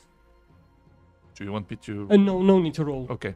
In that case, I would use the invisibility while it lasts. Go towards that tentacle that recently added that Mm-hmm. piece, and now you actually melee attack. You walk. I forget you walk on water. Okay. Yes, finally. If I get to say Jesus. do you know your one job? Do you think you're Jesus? Let's see. I would assume that Solaris is probably going to be like, "Huh, that looks familiar." Yeah, I already said like Uh-huh. I met this Jesus guy in some other plane of. Yeah, that's what I'm saying. You probably would have seen this before. He is God. He had more beard and darker hair when I met him in the. He was carrying a cross, though. Right. We Yes. do have access to few booming nails, blades. It was across the plane. So I would like to use booming blade with my melee attack. Please. Right. Let us roll to see if we can hit. So that is. We'll see. We'll see. We'll see. I assume there is +5.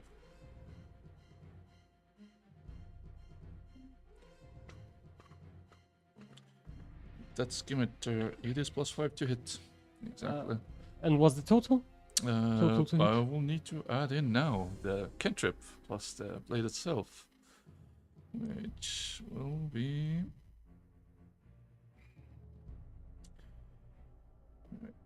I'm sorry. And while he's thinking, a quick clarification about the monster. Does he use actions and bonus actions? Actions. But does he also have bonus actions? He's the Maybe boss. He has lair actions. Fair enough. I just have a thing and I'm thinking how to serve it. Revenge is best served cold. Hey, that it is. Flick a coin into him, see what happens. It's gonna say yum yum. Most likely. Right. So that's. How much did you roll to hit though? I rolled 16. That's a hit. No, the damage is using. It would be. If you're using Booming Blade, it's just the damage of your attack. Yeah, but it's the sword. It is a 2d4 plus 3. So roll that. That is 3 Okay. So plus 3, so it's 6. I was going to ask how is 2d4 plus 3 equals 3. Yeah, and what the Booming Blade does is it forces it to move, and if it does move, it will suffer lightning damage. Mm-hmm. So that is me done. Okie dokie. All right. So the tentacles. Let's see. I would say that another tentacle will appear right here. So first of all, the 3 existing ones will kind of circle around. -1 tentacle. Circle around where One of them Stolarix was is still flying, vibrating as well? and they will try to like sting you once again to see if they can deal damage. One is a 6 to hit. Another one is a 6 to hit. Third one is an 18 to hit. So close. So while the other one is, while the one that's closer to the beast is pulling for more gold, this one here will try to grab Jorg again. 14 to hit. I miss. All right. Also, you're guys. not invisible anymore. Good to know. Oh, but you Ah, had, but you so- had advantage on that So if, roll. Arionas, if you're not invisible anymore, the tentacle will try to attack you. Yeah, understand. That's a 19 to hit. It is. Ooh, lovely. Finally, it hit someone. So first of all, you will take 8 damage, Mm-hmm. and you are now grappled by the tentacle. The beast will again open its giant mouth as the tentacle is pulling you closer to the beast's mouth. Guys, remember to get the ring. Luke, it's your turn. As you end your turn, you take 12 damage Okay. for the crown of daggers, and Luke shall figure out what's in the middle. Hey, I'll go into the middle and check it out. You see a star-shaped altar with some candles that seem to have burned out long ago. It reminds you of a pentagram, some like witchy stuff. Mm-hmm. Can I do a check of some kind? A religion check again, please. Religious check. Yeah, that's dirty 20. Dirty 20. Luke, it seems like it seems to you that it's likely an altar that you could activate by lighting the candles up, which will likely result in some sort of a direct contact with the beast. All right, this seems like the brightest thing to do, and I pull out my tinderbox. Come on, you shouty little boy, what you want to say? I was just wondering if you are sharing this information to the group who might have prestidigitation. Well, tinderbox serves as well. Yeah, I have a tinderbox. I'm gonna Alright. light the candles on fire. So the giant creature, Luke, suddenly opens its big eyes and looks towards you. It will speak to you in a language that you can understand, likely common. It will say you, long time has no one come to worship me. And now you, little one, come, shedding blood. So, what do you want? Bloody hell. I want the ring. The beast will be like, no, it's mine. Gold. Hungry for gold. I can give you my gold piece.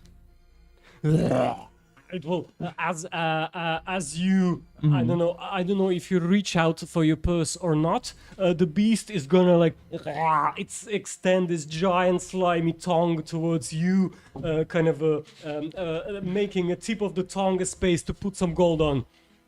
Yes. In exchange for the ring, I put 3 gold pieces. Actually, no, I put 5 gold pieces in the wig shape of the pentagram. Like, behold, your little symbol. The beast is gonna grab the gold and I'm already disturbed as and this. insatiably it's gonna scream at you, more gold. Oh, bloody hell. I'm most likely healing it right now. Yes.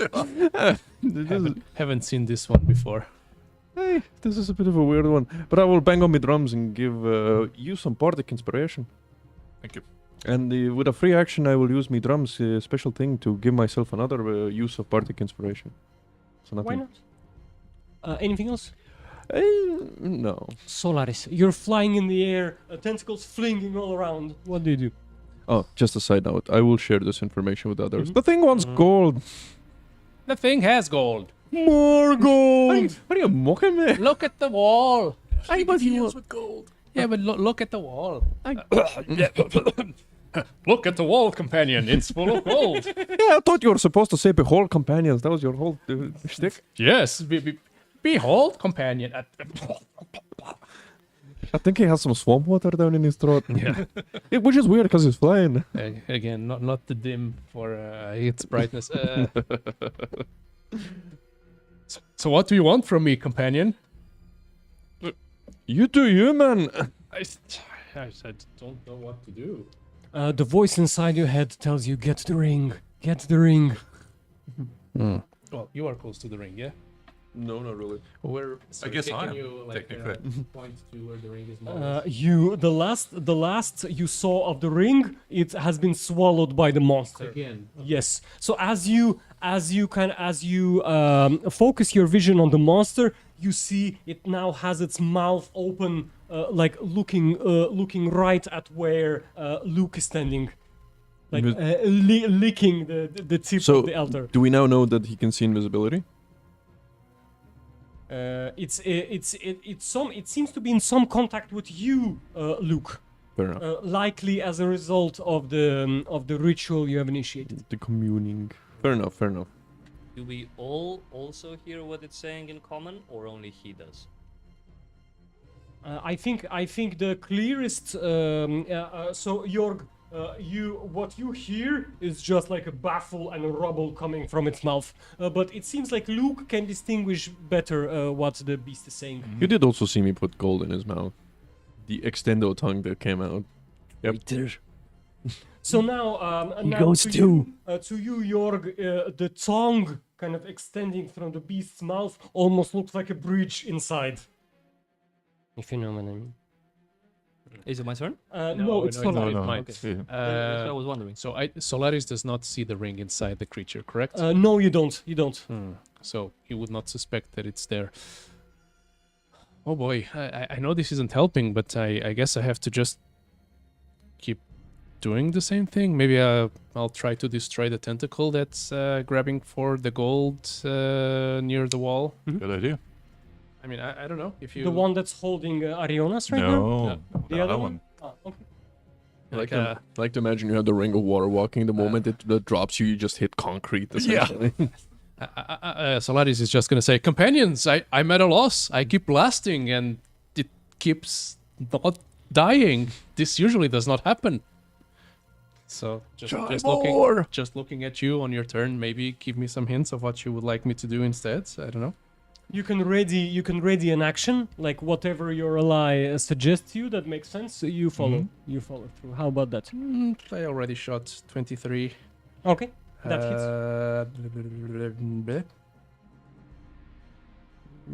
hits. 16 points of force damage. Okay. And don't have a bonus action thing anymore. So Spent all in the... pain, in pain from the damage you've dealt, Solaris, the monster will close its mouth and lean away from the altar. A little bit. I may have done messed up here. I don't know. You're doing great. Keep it up. Yeah.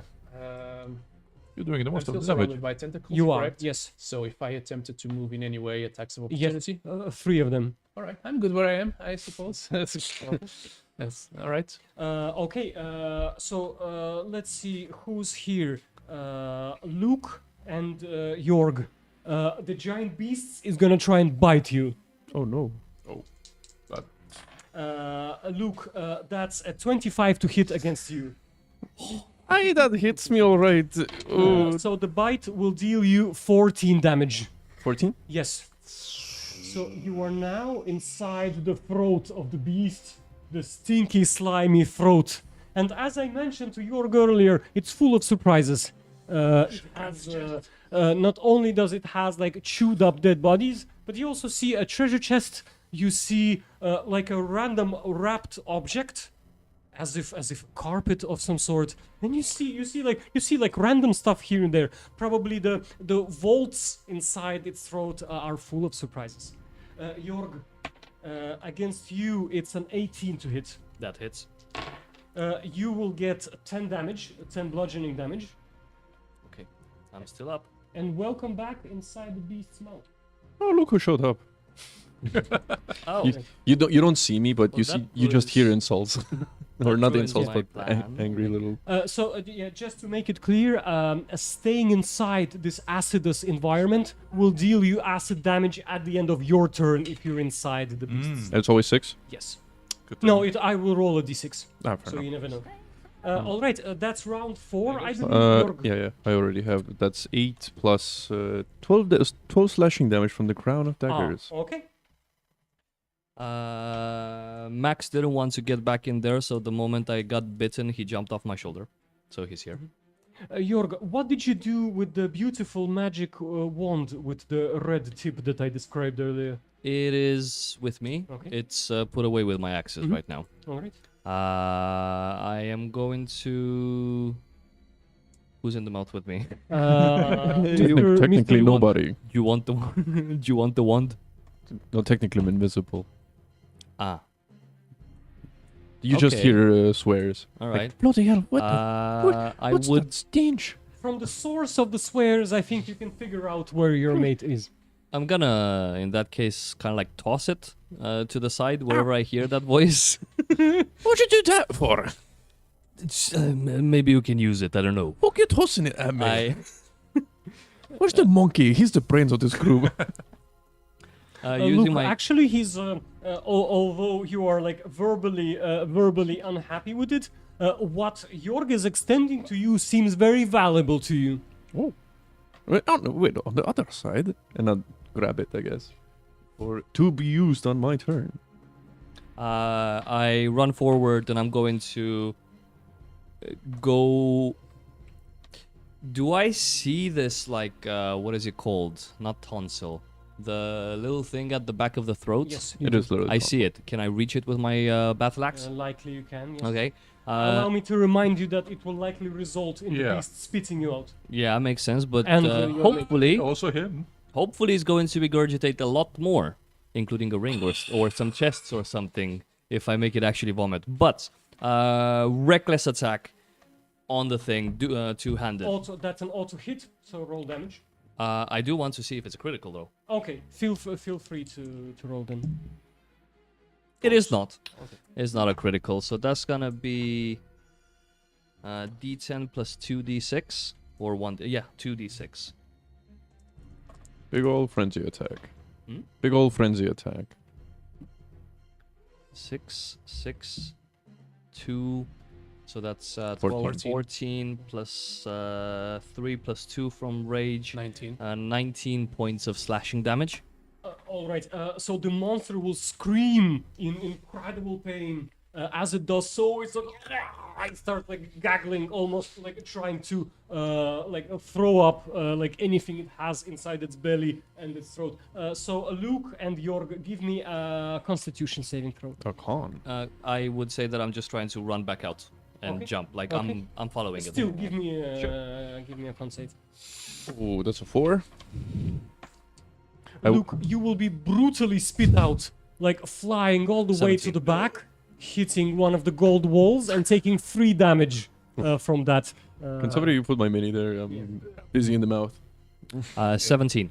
17. So if you wish, you can stay inside. Put it there. Yeah. If I'll you put don't, I it. do will not be wish sit to down. stay inside. Companion, that I'm is just not trying how to you grab fly. the first thing that I can find that is interesting looking with me on my way Don't blame out. me from trying. So on your way out, The biggest, shiniest thing, like if I can find I wouldn't care about a carpet probably, but if I would find a chest that I can take with me or whatever. you are looking for something to grab on, but the push from inside the monster is so strong. All you manage to grab is the slimy carpet. Imagine if it's the carpet of flying. That's what I'm thinking as well. Carpet's fine. Who cares? Okay, Arionas. I don't need a carpet Yes. on my ship. I had a very interesting point of view, seeing people flying in and out. So likely the tentacle still has you grabbed, right? Do I Yes. remember correctly? So and it's pulling you to its mouth closer and closer. So unless you do anything on this turn, you will be swallowed by the monster. Would I be able to hit it with close attack? The tentacle? Yes. The face, actually. Yes. When it gets closer. Yes. I would actually like to go with a melee attack. Please. Yep.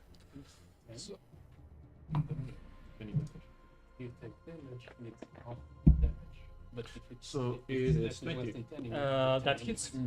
So it would be above 20 do you need to worry about. Yeah. 3.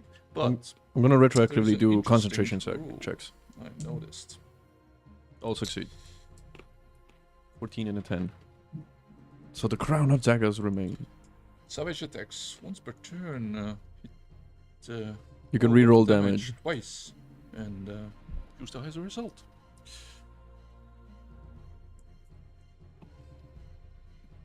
So that was a higher. Well, 6 it is. All right.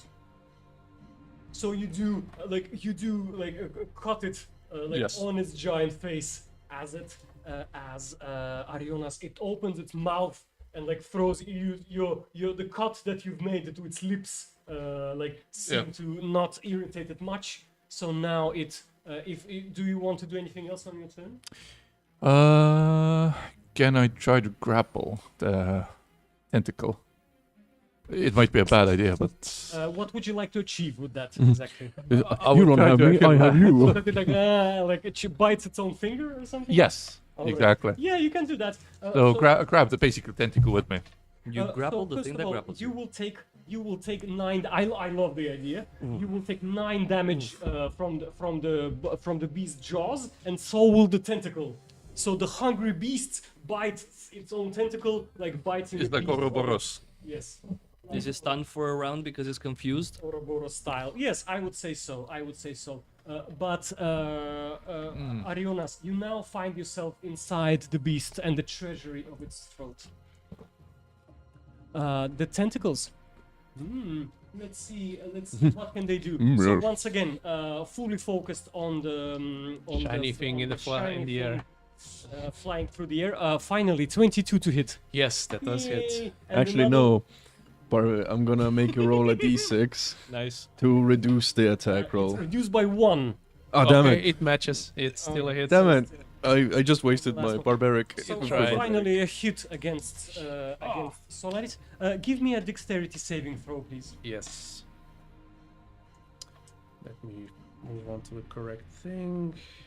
No, my bardic inspirations are all gone. I don't want to see the details. I want to see the roll. That is a 14. Okay. So the tentacle tries to grab you and pull you down, but it fails.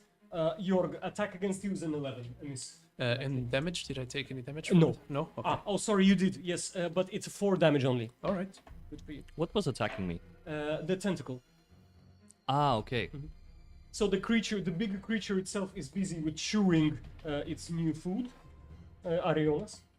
While Luke, it's your turn. So you've now been spit out from the mouth of the beast. You are as you regain conscious from hitting the gold wall with the back of your head. You recall receiving a beautiful wand with the red tip from. Yes. I would like to inspect it. Also 10 damage from the crown of Okay. daggers. Okay.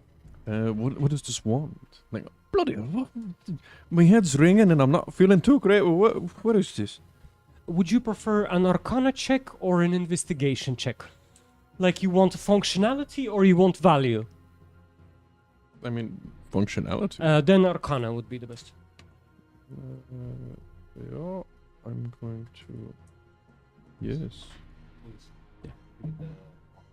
Natural 20. Natural 20. You, from your bardic college, you recall bad jokes about wand of fireballs. That is now in your possession, and like from your college days, you recall exactly how to use it. Just point it at the enemy, say fireball, fireball, fireball, and it casts fireball at the enemy, causing massive damage. Lovely. Yes. What range is this? It will hit the beast. Fair enough. It requires an action. The issue is I need to heal too. Fair enough. I will get closer, but I will use my action to heal. Healing. I'll deal that with retroactively, and I will use my movement to run away. But this also, I'm not invisible anymore. And how far can I get? Up to where you're holding your mini right now. I think so. Yes. How convenient. As bonus action, I do nothing anymore. Okay. That ends my turn. Solaris.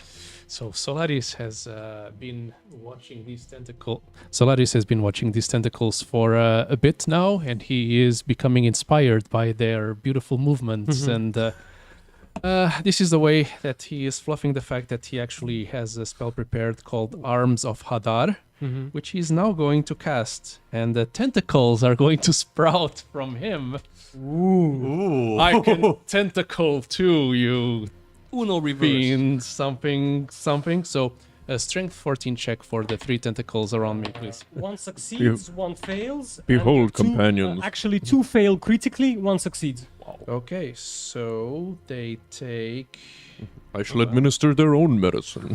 16 damage on a fail, 8 damage on a success. So how do you kill how do you kill 2 out of 3 tentacles? Well, the tentacles that come from me strangle the tentacles that are outside. Like, So suddenly, as the 2 tentacles are struggled by the Hadar's tentacles, Solaris, you see the aquatic creature's tentacles seem to be losing the blood flow inside them, and they also slowly like timber down, falling into the water. So only 1 tentacle left. then, as a non-bonus action, I'm going to look into the eyes of the beast and It would have been really. smugly. It would have been really funny if your tentacles fed you the other tentacles. Solaris, as you stare your enemy into the eye, give me a medicine check, please. Oh no. Or I mean, oh yes. Medicine.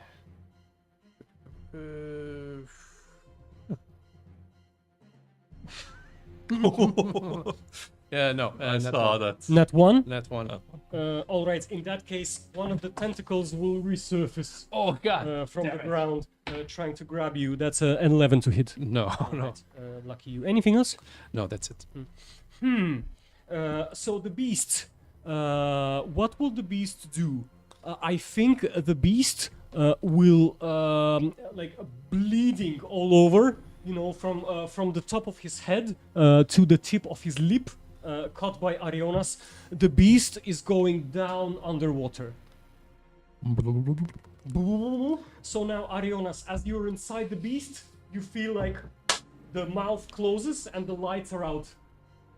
Like there's no source of light inside. Doesn't matter to an elf. Inside doesn't matter to enough. Alrighty, Jorg, what do you do? First of all, I wanted to check the bottle of ever smoking has been smoking in his mouth for the past 2 rounds. Yep, still. Did it do smoking. anything?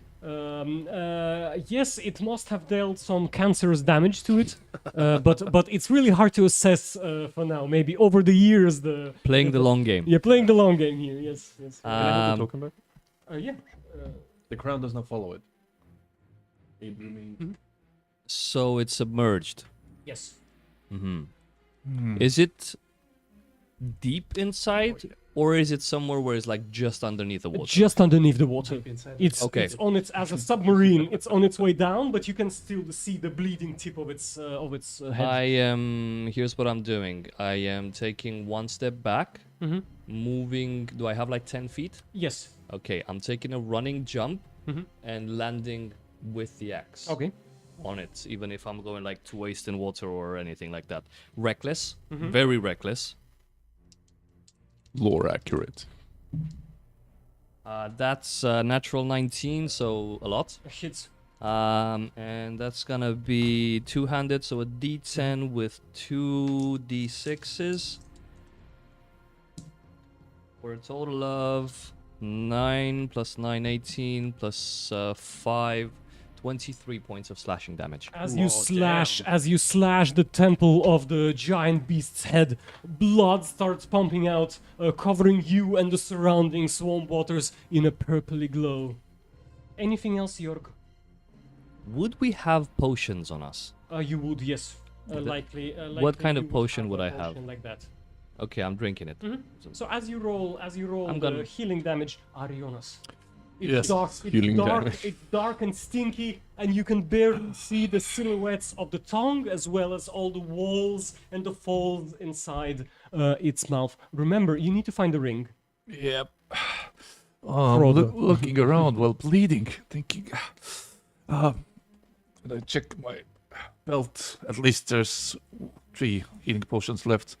I intend to use one currently. Yes, so that's a 4d4 plus 4, if you Yep. wish. You can use it as a bonus action and roll. As a or bonus action. Okay, Yes. so you can roll later, but Yes. yeah, tell me what you do now. But right now I'm moving around as much as one can see and trying to find something, anything in that place. I do have some javelins with me, so I feel a tongue and stick one of them inside as a leverage. So at least I'm holding to that one while Smart move. still. And you said there was a chest. Would I be able to hit it with my leg? Yes, you will. Yes, you will. Okay, I touch the chest and start actually dragging towards the tongue. No, okay. So my intention is to get it closer to the entrance. So maybe actually block the entrance or put more pressure on the tongue to cause the gag reflex. So you want out? Yes. Okay. Sure. So as the So first of all, you will need to roll. So you insta hit the tongue. Yep. You wish to hit it. It's a piercing damage, Yeah. basically. All right. So you can roll damage. It's just javelin, so not much. Let's see. 1d6.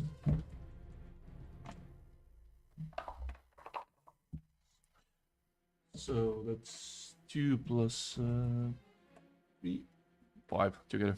Arionas, since the monster is underwater, it opens its mouth, and you were expecting to be spit out, but instead a wave of water Well, it's coming in. enters the throat, like washing through you and dealing you 3 bludgeoning damage. Okay. So you're still inside the body. You now took some water damage. You can't get out, and you will take 6 acid damage from being inside from ending your Wouldn't turn. it, since the water is in there, kind of get you You're floating. thinking of diluting Yes. the acid. All right, let's cut it in half. 3 damage. Fair enough. Question: when to do the health potion? Because that's the critical moment. Yeah. So add heal first, and then take your damage. Yep. So you're still inside. The monster's throat. The tentacles. How many do we have? 2, I we guess. have one. We have one trying to grab Jorg. That's a miss. We have 2 attacking the flying birdie. Bless you. Both miss. Both miss. Okay.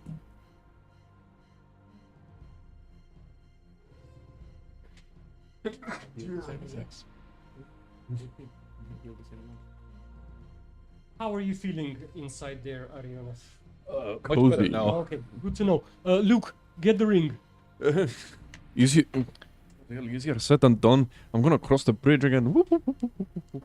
Do a roll a dexterity 7 throw. No need to anymore. I think you've already got the grip of moving Fair through the enough. bridges. I shall use me bonus action to teleport me blades to get rid of this one. Mhm. And I'll do damage. That's the one that was damaged, yes. Mhm. I hope so. Oh my god. That's 6 Awesome. 9 slashing damage. It kills it chops one of the tentacles in half. Okay. Fair enough. And for me, action, I'll actually do Vicious Mockery, and I'll do it on this one, and Mhm. I'll actually have one prepared. What will you say to it, I wonder? Let's see. As I cast my Vicious Mockery, I tell him, "You're nothing but a grand towering disappointment." Do I do a save? I believe it's just me. Wisdom or charisma? I believe it was maybe Wisdom. I should have looked at this. The target must succeed a Wisdom saving throw. To my surprise, it succeeds. It looks like your words mean nothing to the tentacle. What the hell? The tentacle probably didn't hear that. He has no ears to hear. But the monster did. Anything No. else, Luke? Luke ends his turn. Solaris, get the ring. Well, the ring is inside the mouth of the creature who is inside the water. Yes. I mean, I wasn't really. I was speaking to the universe at this point. The heat. Right. So the other tentacle is within melee range. Yes. Yes, it is. All right. So Solaris is gonna grab it with both hands and cast Shocking Grasp on it. Okay. Really stimulating that tip, am I right? Am I right? Get out of It's a there. quite shocking experience for it. Shocking wand. Sorry, just. It vibrates now. It's Okay. shocked I both guess an hands. 8 doesn't hit. No, it doesn't. Well, disappointment. Well, he's gonna chance the attack of opportunity and move. See if I can The avoid- attack will miss. avoid breaking everything. You can move. You can freely move anywhere you wish. Just For now. closer to where the where the monster will be. Okay. Maybe here, I guess. Mhm. Somewhere here. Okie dokie. And yes, I know I wasn't speaking to the microphone while I was moving things. We try. That's fine. Jorg, as you are standing on the tip of the temple of the beast seems to be submerging deeper and deeper underwater. Kind of. Oh. So it's your turn now. Round 6, I guess. Jorg will go down with Are this we shit. under the water right now? You are on the surface while you feel like the monster, together with Arionas that it swallowed, is like go submerging deeper and So deeper. it's not going now. Okay. Now my battle axe is embedded into its skull. Okay. I'm taking my hand axes, Mhm. putting them together as both attacks, smashing them into backwards into the head of the battle axe that is already in there. Okay. How would that work? Do I roll the normal attack damage for the 2 axes, or do I roll it for the battle axe? So you're not. What would you like to achieve as the end result here? Basically, just an attack. I'm just asking how to roll it. It's I'm basically using the 2 hand axes to dig the battle axe deeper to kind of crush into its skull. Yes, that would be a normal attack then. Just a normal attack roll. Battle to axe hit. or hand axes? Hand axes. Hand axes, okay. Reckless. Natural 20. Okay, that's a crit. So that's a nat 20 on the first one. And nat 20 on the second one. Oh, sweet. God damn. 2 criticals. Slash, both slash. of them.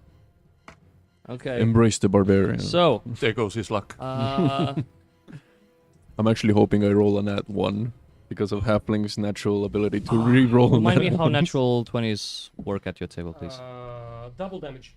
Doubled everything. Yes. Okay. So. So like roll, add hand modifiers and axe. double. Hand axe.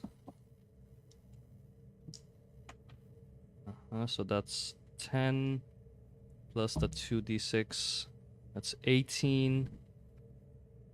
Plus modifiers, that's plus 5 plus 5. So that's 28. Doubled to 56. Jorg, can you describe your attack in more detail to us, please? So as I embedded the axe in there, as I was saying, I'm taking the other 2 and I'm just smashing them with the flathead into the other one, cracking into the skull, hopefully separating it I don't know. It felt. I don't want to be too graphic in case my hitting- daughter is watching. Hi there, hi little one. So hitting. Let me also be very modest in my description of how you kill the monster, Jorg. So it does feel to you as your axe crushes through the skull. You feel like it touches the sensitive area beneath the skull.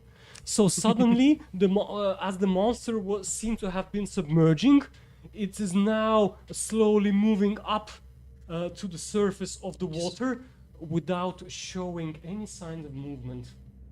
It's like every second the fullness of its body kind of appears back on the surface,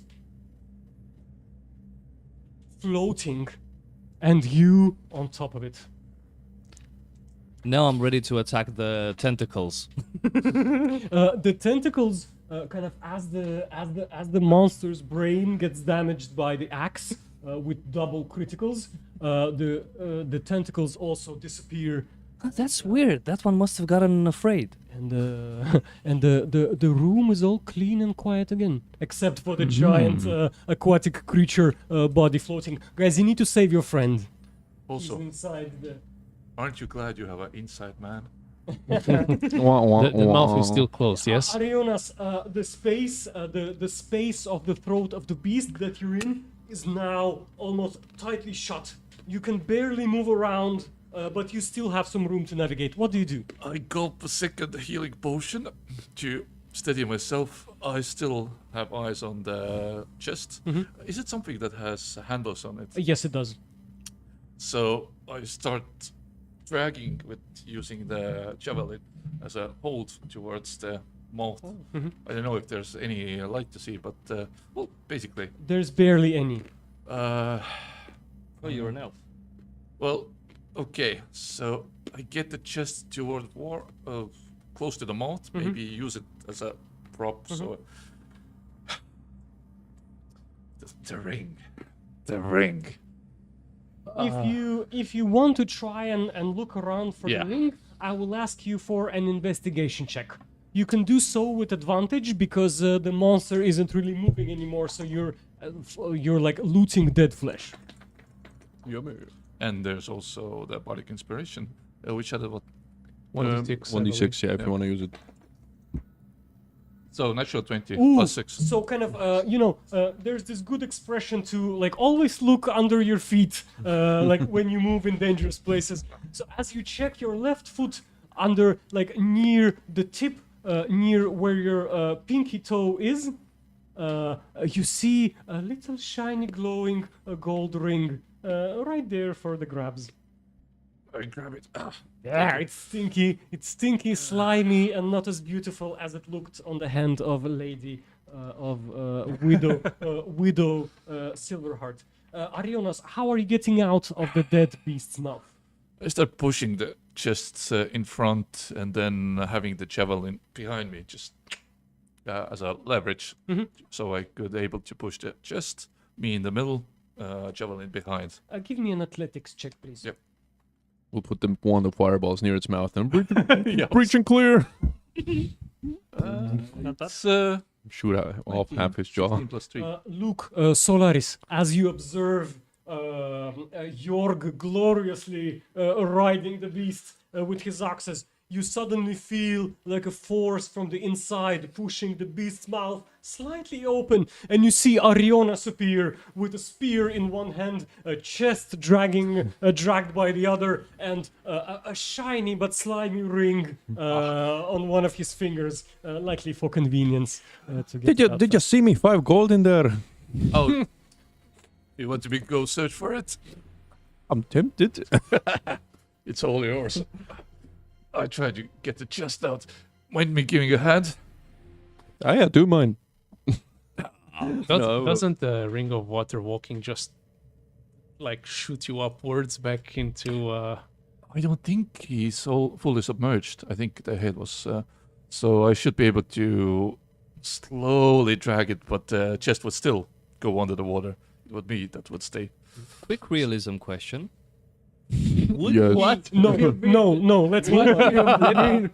Would he flip upside down? Essentially, Belly up. Jorg, you enjoy seeing his dead body flipping upside down, and as he does, it opens the giant's mouth and smoke starts coming out. It's Black. gonna make it easier for us to walk on the Thick top black side smoke. instead of the bottom side. All right, folks, congratulations, mission complete. You've got the Yay. ring. You even defeated the beast. You have a chest that you've acquired from the beast's mouth, a slimy carpet, and a wand, which is apparently a wand of fireballs. How are you getting back to the surface, folks? Can just Of jump back course. on the elevator, right? But we can. That's the neat Does question. We anybody don't. have a pickaxe? We can take like a chunk of the wall with us. I would thank you all for That's saving like my life, gold, by the way. right? I was almost dead in there. Do you And need I take wheels? the ring and put it in the middle. Okay. It's shared. Wait, you were almost dead, right? Yeah. Let me see how I can almost undead you a little bit. I mean, if you want, I can cast my cure wounds. I will touch him with my hands. Of course, you want to touch him. Still, Of course I do. He's a. Okay, you got 6 points of health back. and I hand you the ring. I don't want that. It's slimy, right? I hand you the ring then. I suppose I'll you pocket can it. you can keep the ring. Is it's it fine. like a bracelet for you? No. It fits to size. The tavern has returned. Toe ring. Alright, guys, I'm not gonna clean it up too much. No, it's fine. There must have been an earthquake. What to do? The eruption of excitement has come. Was there scratch in there? Most likely. So, guys, how do you get back to the surface? Jump on the elevator and pull, I suppose. I do have rope in my inventory. There's two options. The elevator is fully intact, so the way you got down, you can get back up. One option is to tie the rope to the javelin. Throw it over it. We do have a flying individual. Who takes the rope? Yeah, but it's an elevator. You can just pull, right? You can just. Yeah, no, but, it's hovering above. So if you can actually attach the rope to it. No, but how high up is it? Maybe like Ooh, I know. two times the length of how the lamp is of the ceiling. So like a little bit of the ground. All right, I'll grab you one by one and Wait. I have a rope. And I have wings for the next He wants you. 15 seconds or so. He then wants you there's a to take chest. the rope up. Yeah, just tie it towards the. Or go on the elevator and bring it back down. Whatever, I fly myself to the elevator and leave you down here. Like, Thank you. you're making too much Wait, complication. hold on. I load up a level 9 fireball. I jump on the platform. All right, whatever. We get on the elevator. Anybody want to take this chest though? Should I leave it here? Narratively, we bring that chest with us. You're not lighter than the chest, right? No. Sorry, you're not heavy. Yes, you're not lighter than the chest, which means that if I can carry you up into the elevator, I can also grab the chest. But whatever, as you prefer. You're a strong person. I will carry you first, then you can do your rope trick and have fun. I'm assuming you were last, so you tie the chest to the rope. Oh and- no, I tried to jump up when he was You're- joking that he's leaving us behind. Oh, you think you would be able to do the jump? I don't know. DM said at the beginning that we might be able to, so I'm trying to. Jump trying to down, jump but up. fair enough. Jump up. It doesn't work. But we enjoy the sight. Before one Does of at you least tries Max to make it? No, even that. Even it's quite. It's quite We look distant. down and see him. you know, before quite a one of you spectacle. narratively gets yourself into a situation where you get the net one and you fall to the ground like on your neck or something and die, let's just carry you up the Yeah. elevator and I'm gonna as much take as the I- rope trick. As much as I appreciate you jumping, but I have to say, you're so tall, yet the air up there clearly isn't doing your head any wonders, mate. How much damage do I take? What's my wisdom save? Do a wisdom save, yeah. DC? 14. Okay. 10 minus 1? Oh, yes, now I roll max damage. That will 6? 6 psychic damage. So, guys, do I understand correctly that you all get back to the surface Yes. on the elevator? Yes. So as you do, the further you pull yourself up, the louder is the applause of the patrons of the Yawning Portal, kind of cheering you as you proudly return back to the Yawning Portal. Guys, who has the ring? yeah, he does. I do. He has. I gave it to him. Yeah. It's, did a great Alright, job. Jorg, so first of all, the mates that were happy to see you at the bar and were betting on you give you their hand to like pull you off the elevator. And you know, as some people are tapping you on the shoulder and congratulating you for winning, man, the others are like, dude, what did you find down there? Like, suck, like, I'll buy it. I'll buy it for any I'll buy it for any gold. I have a slimy carpet. Show me. I unravel the carpet. What does it look like? I take some slime off. It looks like a fancy carpet that you find it's so fancy you likely would have never seen it anywhere else. Your imagination paints a picture of a carpet like that being somewhere underneath a Port Nyanzaru, like a trade lord's feet as he like sits on his throne. So it's a very expensive but slimy carpet.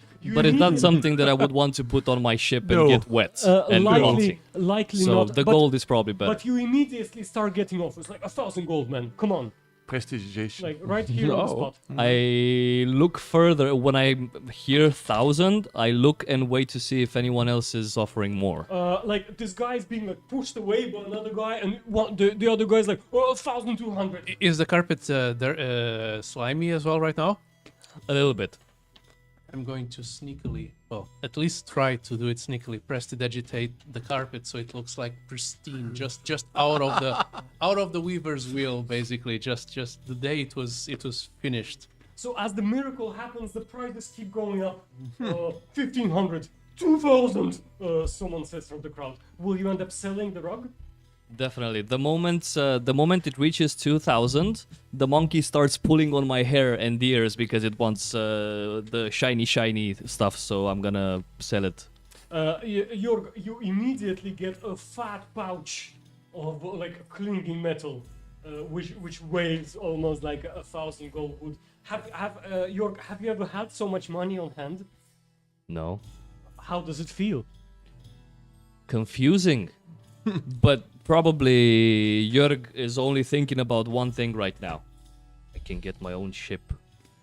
You can probably get 2 for that money. I still go to the tavern owner and ask him what's my share since I bet on Arionas. Your price for surviving the game is 100 gold. Your bet, your win from the bets is another 300 gold, totaling you at 2,400 gold, if I counted it correctly.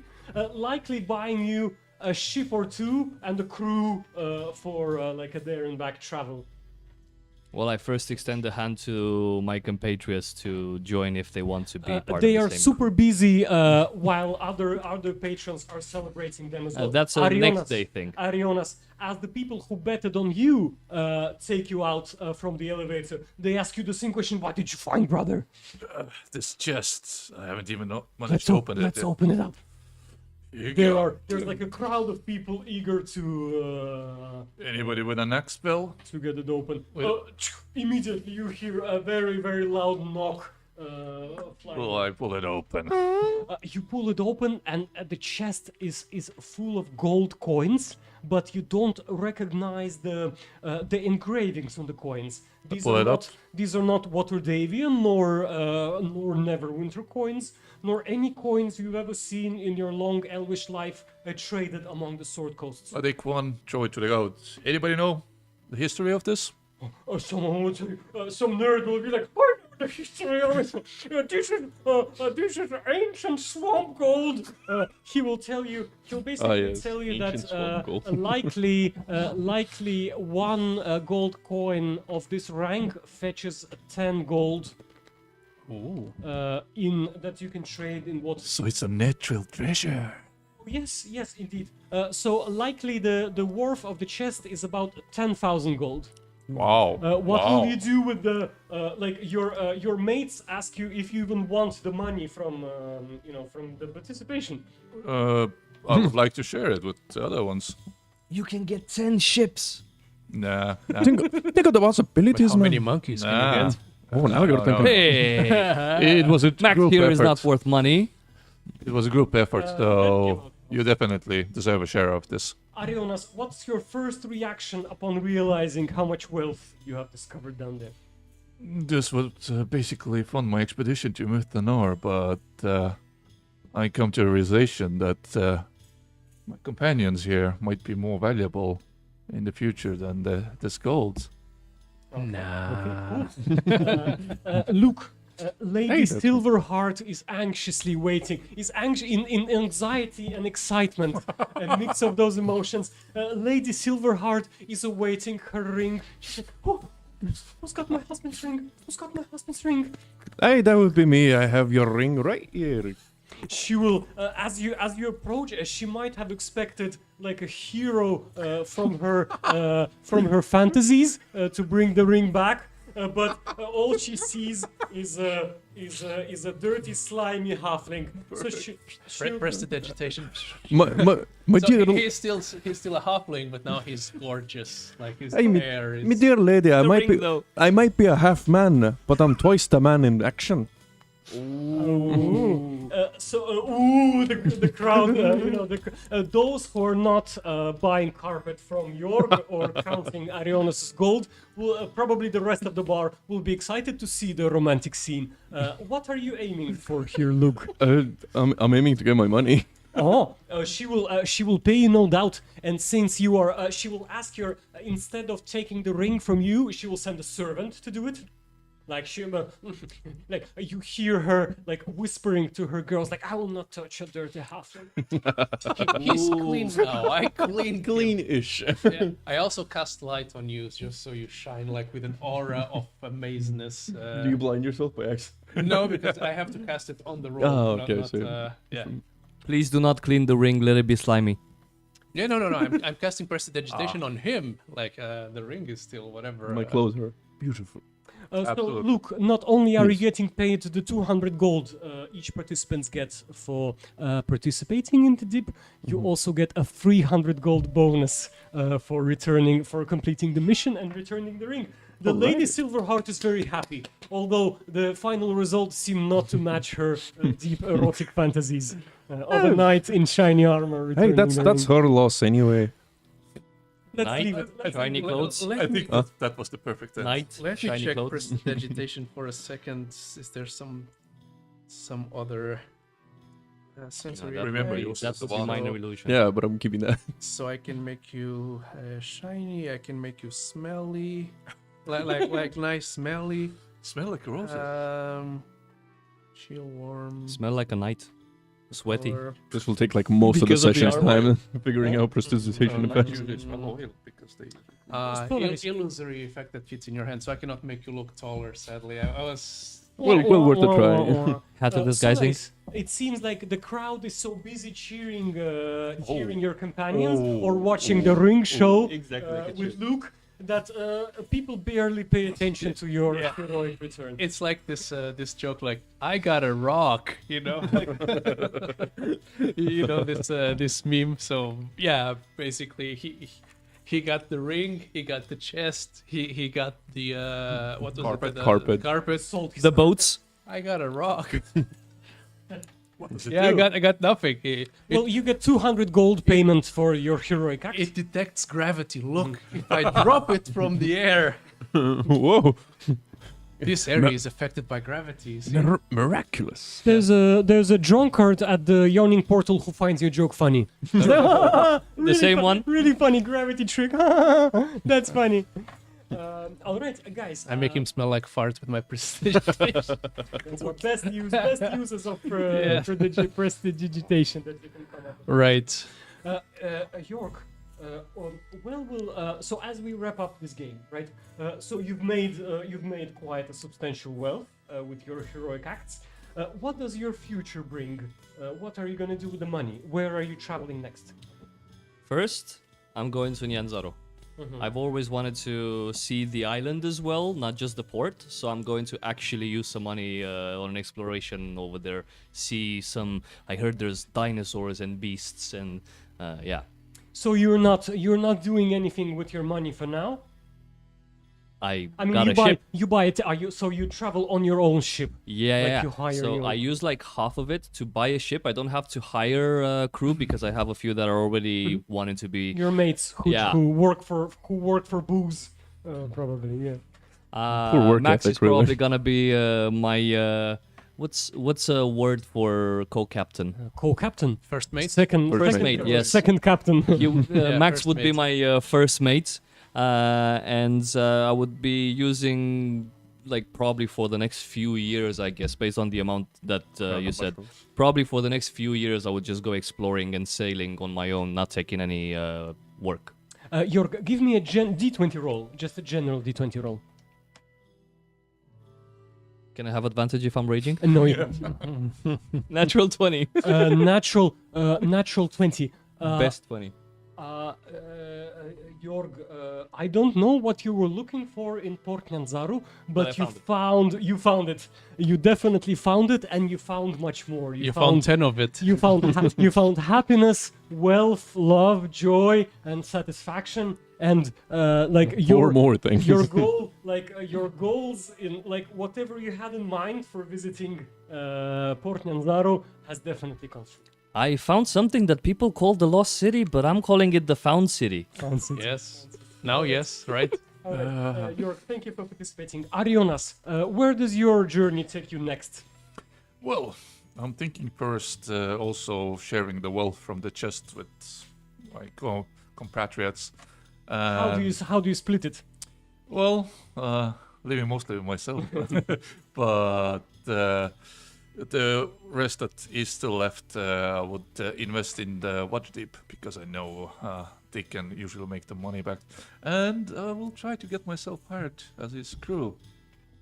You don't don't have have to try, you're invited already. Arionas, give me a general D20 roll, please. Yep. 15. When you will, not only do you get to share the beautiful dreamlike journey with Jorg here, when you return to Waterdeep after a long time, you see the papers from the bank with your investment, and you're shocked by how much your investment has grown over the years that you've traveled. You're now a rich man, like beyond all comprehension. I mean, you're not like the top of Waterdeep's wealth, like not the old money in Waterdeep, but you are a very rich investor now. That basically allows me to start thinking about that expedition to Muthanor. Sweet. So let's hope that goes well. Luke, Hey, Luke will be most likely gambling a bit, using his lucky nature to get more money out of it. will you stay in Waterdeep or will you travel to other lands? Luke would most likely go and ask the captain here, like, tell me, what's your plan? What are you planning to do? The plan is to have no plan. Hold on, not yeah, Jet. I'm talking to the monkey. Nice one. The monkey would actually genuinely seem like it's talking to you with its body. like, uh-huh, If you pay enough attention, you can actually understand what it's saying a little bit. It learns sign language essentially. It would probably be telling you that he's just gonna pull me by the hair wherever it wants to. All right, I'm sold. And yeah, I will join the crew. So you're After traveling with the purpose to gamble for pleasure. Do I More or less, understand yeah. correctly? Essentially, daredevilish adventures and gambling. Give Don't me a you gamble D20 my check. money. Just a general D20 Oh, roll. he has this. Oh yeah, He's rich. It's cocked, but it's 16 technically. 16. So not only do you outsmart all the other gamblers in Port Nyanzaru, you make some strong allies on your way, making you a really rich man down south, somewhere in Port Nyanzaru and the remaining southern continents. So you're now known as Luke the Gambler. I've broken away from my bastard name. People, only the rich and the most addicted gamblers go playing against you, because if you just put some gold on the table against Luke the Gambler, you will lose. Hey, because I cheat. That's my deep secret. Right. But that's a good reputation. Thanks for the adventure, Luke. Solaris, last but not least, where does your future journey take you? Well, Solaris has no concept of what currency is or wealth, so I guess he's gonna grab his rock and. You got the pocket. You have a pocket full of shiny, Yeah. shiny coins that cling when you walk. Pocket full of rock. Sure, pocket full of shinies, and I think he's going to just continue on his pilgrimage across the plains. I have no idea. You tell me where I would end up. Give me a D20 roll, please. Can I just Use mine. roll physically for the first time tonight? That's a Not nut. 20. Wow. Okay, I will end up in some nice place, I I suppose. guess. And sigil. Yes, likely. In Isgard. Likely, I would say that in your travels, Solaris, between, you achieve the epiphany. You understand your nature, like what it is deep inside, and you realize that nothing holds you from ascending to the powers above. And I guess you would be a fool not to, would you? So I guess like 2,000 years later, I have this moment where, wait a second, money is important. Those bastards. But I guess it means I guess when you're so close to God, It doesn't Solaris, matter, it yeah. doesn't matter anymore. So you find fulfillment in finding your purpose, your divine Asimar purpose. Then Whatever. you find us in the what is the death realm called? The Is the realm of death. death realm. the Shadow one where realm? you Shadow indefinitely realm? no, not the Shadowfell. Ethereal plane? Yes. He probably searches for us in the ethereal plane afterwards when we're already dead. And claims the money. I don't know. No.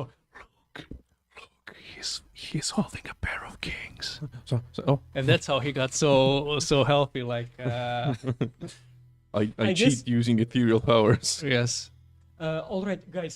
First of all, thank you so much for playing with me. Thank you for this game. Thank you, Applause thank to you. Thank you as well. Fantastic. Thank you so much for anyone watching the stream. I hope you guys enjoyed it. I hope we were fun and palatable. Please come see us again. Please like the video, subscribe, and share it to whoever likes D&D. Join And you the can find us at ttrpg.ee. Come play with us. We are based in Tallinn, Estonia. We love new players. We love experienced players. Come have some good time with us. See you next time. Stretch blast. Is it a wrap? I believe this one is yours, right? Good job, guys.